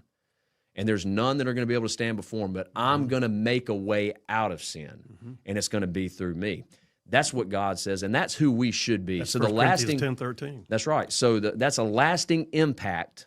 The lasting impact is when I die, when I'm gone, when anybody looks, was Jared Hudson, was his actions, how he raised his kids, who the husband he was to his wife, how he was to his friends, the guys he went to war with, the guys that he worked with here, stateside law enforcement. Did his actions match the words that he said? And those are the two important things. So when I'm remembered, I want to be remembered as a guy whose actions matched my words, because ultimately that should, as a Christian, that should give not honor and glory to me, that gives honor and glory to God. That guy really was who he believed in. I think that's awesome. And let me ask you this, because I'm going to chase a rabbit for a minute. I just heard probably 5 times in the last couple of minutes you quoting scripture. So, like me loosely quoting scripture. Okay, it wasn't too awful of a paraphrase, but most of it was pretty accurate. Yeah. And also when you said that, it would click verses in my mind. I think I responded back a minute ago, 1 Corinthians 10:13. Yeah. So I'm a firm believer in memorizing scripture. My personal, I call it my life verse, is Joshua 1:8 and 9. And it says, this book of the law shall not depart from you. You shall meditate on it day and night so that you may do what is written in it, and by this achieve prosperity and success. So let me ask you this. Is the memorization of scripture something that's happened just because it was ingrained over time, or do you have a deliberate attempt on a regular basis to put it to memory? Man, I just read it, if I'm being honest. It just sticks? Yeah, just read it. What'd you say? Does it just stick? Hey, all you Rightside ruffians out there, you are listening to Rightside Radio, solid conservative, just plain right.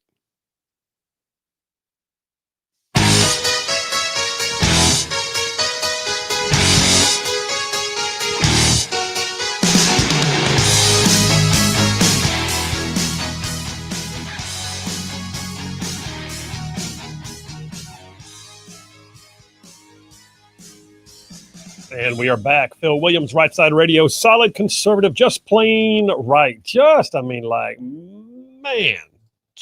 covering down on some major ground across the southeast U.S. of A. Y'all, I'm talking about this show. This show, goes from all the way from Huntsville back over to Chattanooga. I'm talking about from Tuscaloosa back over to Gadsden. Down to that loveliest little village on the plains we call Auburn, straight across the line from there to what we call, once again, Fort Benning.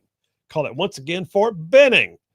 And then big old patches of North Georgia and Mississippi all thrown in just for good measure. And oh, by the way, that's just the radio. Then there's all y'all out there in the whole wide world going to the World Wide Web, live streaming the show, like video and audio, looking inside the studio to see what we're wearing today.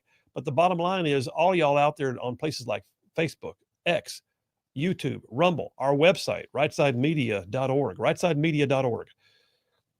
And then there's all y'all that are podcasting after the fact, catching the show and catching up on stuff you missed. Listen, the bottom line is this. However you catch this show, just please know we appreciate it. It means more to us than you could possibly imagine. And I'm going to actually make a request. I'm going to make a shameless plug and a request.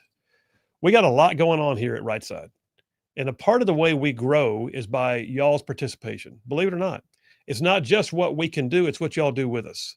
And so when I say that, what I'm asking for is if you go to our YouTube page and just click subscribe, it does nothing for you. It doesn't cost you anything, but it tells YouTube that we have active participation. And the more we get subscribe, or on X get followers, or on Facebook get likes, or and people who want to, track what we're doing. All I'm saying is those platforms actually open the door for us to do more and to grow as a business if we have that level of activity. We have been growing exponentially in the past year, especially the last 8 to 9 months. And that's because of y'all. But I'm going to ask you again, especially on YouTube right now, if you would not mind, go to YouTube, find our channel, Rightside Media, and just click subscribe. And you'll get just notifications when you open YouTube that something has happened on that one you subscribe to. Doesn't cost you anything. It means everything to us. So anyway, there's that. Thank you very much. We would appreciate it. Thank you. Thank you very much. You brought up a great point. Caused me to do some digging. Something I had forgotten about. And I think we even talked about it off the air. You called it that fine line of legal parlance, that that parsing of the words. But so JP, not that I doubted you, but we have not had a formal declaration of war since World War II. What we typically have is a joint resolution of Congress doing what's called an AUMF, an authorization for the use of military force. Does that not seem like somebody just like some lawyer got involved? Yeah, that's like rephrasing. It's like, no, you can't go to war. Okay, but what if I just used the military force? Oh, by all means. Yes. Go right ahead. But we don't want to be the ones to say it. Yeah. Like, don't make us say it. Oh, I tell you what, certainly, if you want the Ranger Regiment to jump in, we understand. Yeah. If you need to launch some artillery and move some naval strike forces into the carrier strike groups into the region, by all means. And what would you say Vietnam was called? A police action. A police action. Yeah, we were there for how long with how many Americans died? Easily. And we still got veterans dying. Both of my grandfathers dying from Agent Orange and stuff. Just a policing action. That's ridiculous. Well, they were policing. Yeah. The whole time they were there, policing. But yeah, Congress did not formally declare war even on Iraq, but they did have a joint resolution of Congress, the AUMF, for military force, even like in the first Gulf War and the secondary invasion of Iraq. An AUMF, by the way, apparently it's like I said, like just a resolution of Congress authorizing the president to do stuff.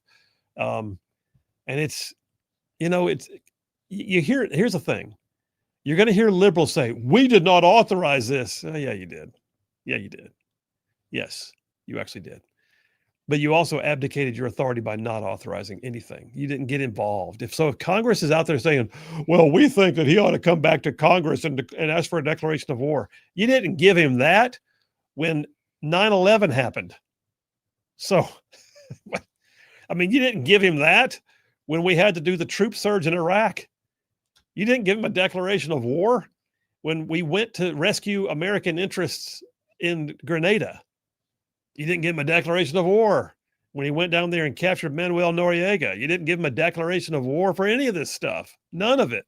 There wasn't even a declaration of war for Korea when China came across a parallel and just like, but libs especially are going to beat the drum. Yeah, well, that's why I think it's silly when the Supreme Court said you can't use the Alien and Seditions Act unless there's a formal declaration of Congress, because it's like, come on, please. Like, you really think like that's the games that we're still, I mean, I guess you can say that's technically what the Constitution says, but it's like, come on, like formal declarations of war. I feel like we may never even do that again, because what's the need?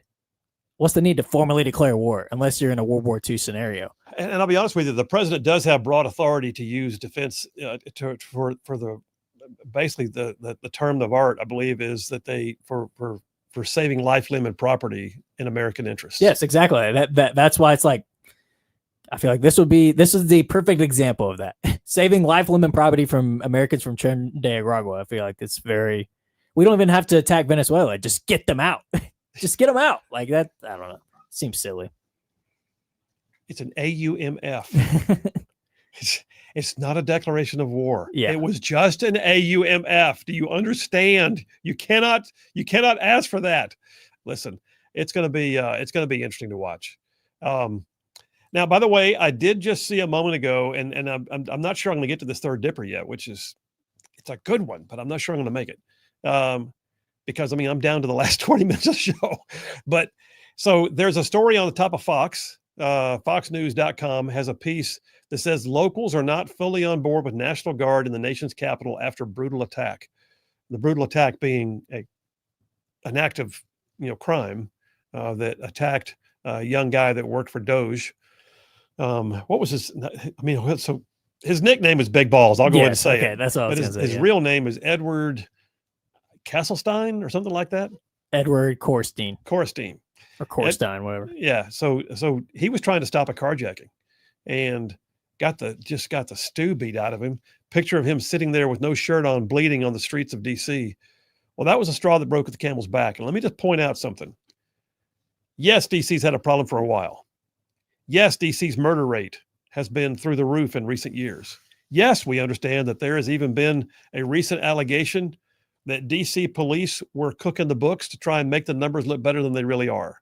And there are people who've been suspended. Yes, the policemen's union is now in favor of Trump doing all this.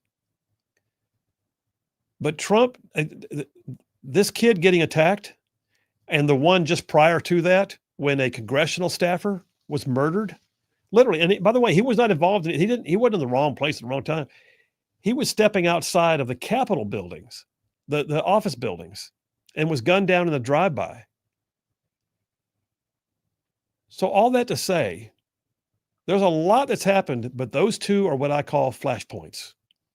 Those are where the majority Republicans, and especially in the White House, said enough is enough.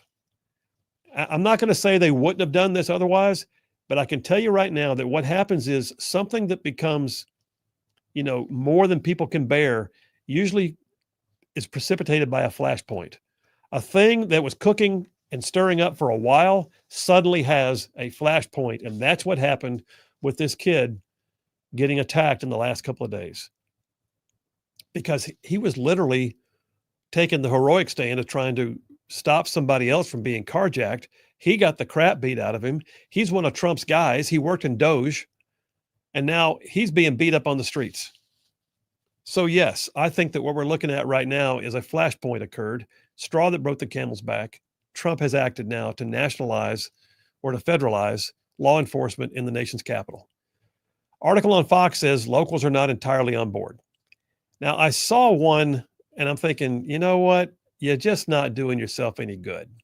You're just not doing yourself much good as, members of what I would call the progressive left get out there and start saying things like, this is a racist attack.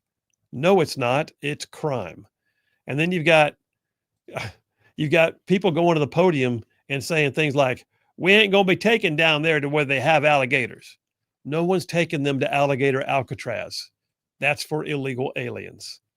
So the level of hyperbole and what I would call just foolishness is just reaching epic levels already. But this is what happened when the left gets called out. They can't stand it. It's like watching roaches run when the light gets turned on. They can't stand it. They don't want to be called out. How dare you step in?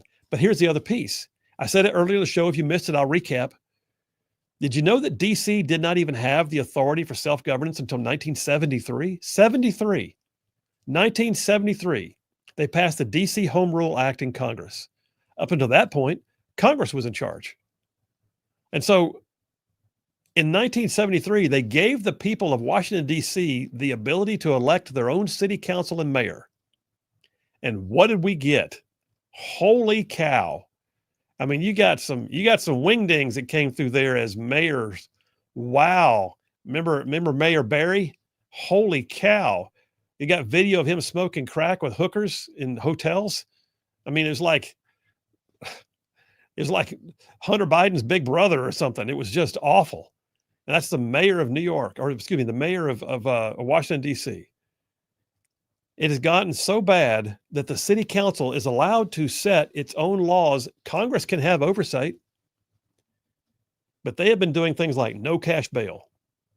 They've been setting the standards for whether you can be tried as an adult at the age of 25. 25, you can join the army at 18 without your parents' signature. You can. 25, my gosh. You got soft on crime policies as a result of the leadership of DC. And what they're talking about now is whether it's time to revoke DC's home rule as a failed experiment. Take it back, just federalize it again. People look at this and go, you shouldn't do this. They've had home rule for a little drop in the bucket of time. That's all they've had. And it's failing. And it's failing miserably. And we'll see where it goes. I don't know. Maybe we'll get the Washington Redskins back too. That'd be awesome. All right, Phil Williams, Rightside Radio. We're taking a break. We'll come right back. Last break of the day. Y'all stay tuned. We will be right back.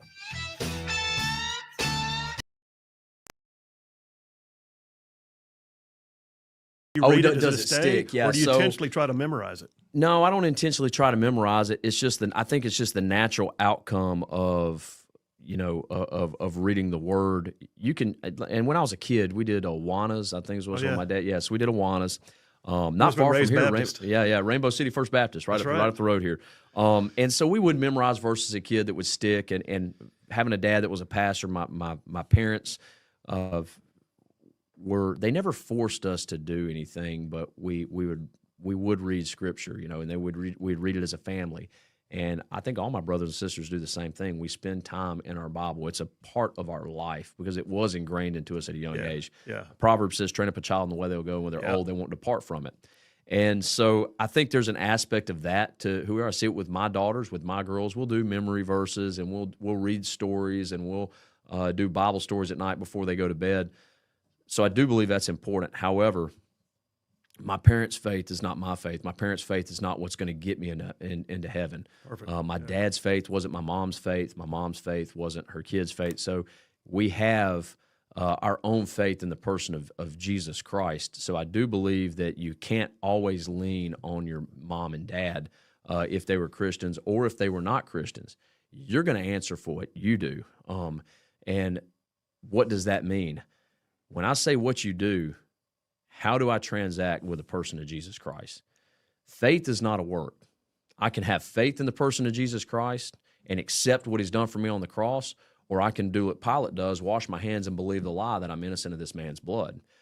So there is an aspect of you that is involved. Does that make sense? There is. Now, me being involved for just who I am, and everybody's different. Some people might write it down. Some people might memorize it. I would go on deployments, and I would just write because I could memorize better writing. I'd start in Genesis you're on a 6-month deployment to Afghanistan. If we weren't opping, we're watching movies. I can quote movies and all that, and my wife drives her crazy. How do you know these movies? I'm like, we watch tons of movies on deployment. And I would write just word for word, just what I was reading in my Bible. My granddaddy told me, he said, hey, read a Proverbs a day and it will make you wise. And I gave him, before one deployment, I gave him a Bible I had when I was in high school. I think the only thing I ever read was Proverbs. I'd read Proverbs a day and I would annotate it. And I gave it to him, and literally it was all marked up. And I said, I read a Proverbs a day. And he told me, he said, well, that's good, son, but I didn't mean only read Proverbs. You ought to read the rest of the Bible as well. So there's that aspect too. We pick the things that we like. And I've learned that over time. And now I do the Bible throughout the year in about 10 months. It takes me to go through the whole Bible. Yeah. So let me ask you, it sticks. It does stick. Yeah. And obviously I would say you definitely had some intentionality attached to it too. But let me ask you this. Has there been a time, and I'm really chasing a rabbit right now, but has there been a time, because God's word never comes back void. Yeah. Has there been a time when you were in the thick of something and a verse came back to you that you hadn't even thought of for a while, and it just like, wow, I needed to ponder on that for a minute? Yeah, so I mean, I don't know if it's one that I'd never thought of for a while. I'll use a training example. A lot of times I hate Bud's training examples because a lot of guys that just tell Bud stories is because they have no war stories. That's what I've learned. They've never killed anybody or actually been in combat. The training stories I'm not big on, but this is one where this would apply, I guess. There was a Master Chief, and I believe his name was Guild, Master Chief Guild. If I remember right, I'm probably getting it wrong. I could text somebody and see. But either way, he was doing a program. He was part of a program where he would mentor Bud students as they were going through. They were trying to get numbers up because training was pretty much the same across the board. Standard the same. The percentage was the same. They increased Bud's classes. We had 366 start with ours in class 264, and 32 actually graduated SQT and got a trident, right? So, I mean, you're looking at less than 10% by the time you get selected to go to a SEAL team. And then once you get there, now you've got, sniper school. I mean, we lost 60%, 40% of us graduated and became snipers. And these are all SEALs, right? So we lost 60% in sniper school that had to go back to a team and didn't get sniper quad. You lose, like Green Team, selection for development group, what everybody refers to as SEAL Team 6, Special Mission Unit. Those are all SEALs. A lot of them good dudes, but you'll also lose 60% of those, and 40% of those guys will become Special Mission Unit SEALs. So there's always a selection process where there's an attrition rate. Make sense? And they're trying. Well, there should be. As it should be. If it was easy, everybody do it, right? Exactly right. But what they're doing is they're trying to increase those numbers because we need more SEALs, we need more snipers, we need more guys screening for Special Mission Unit. Right. Because of the way the war was going at the time.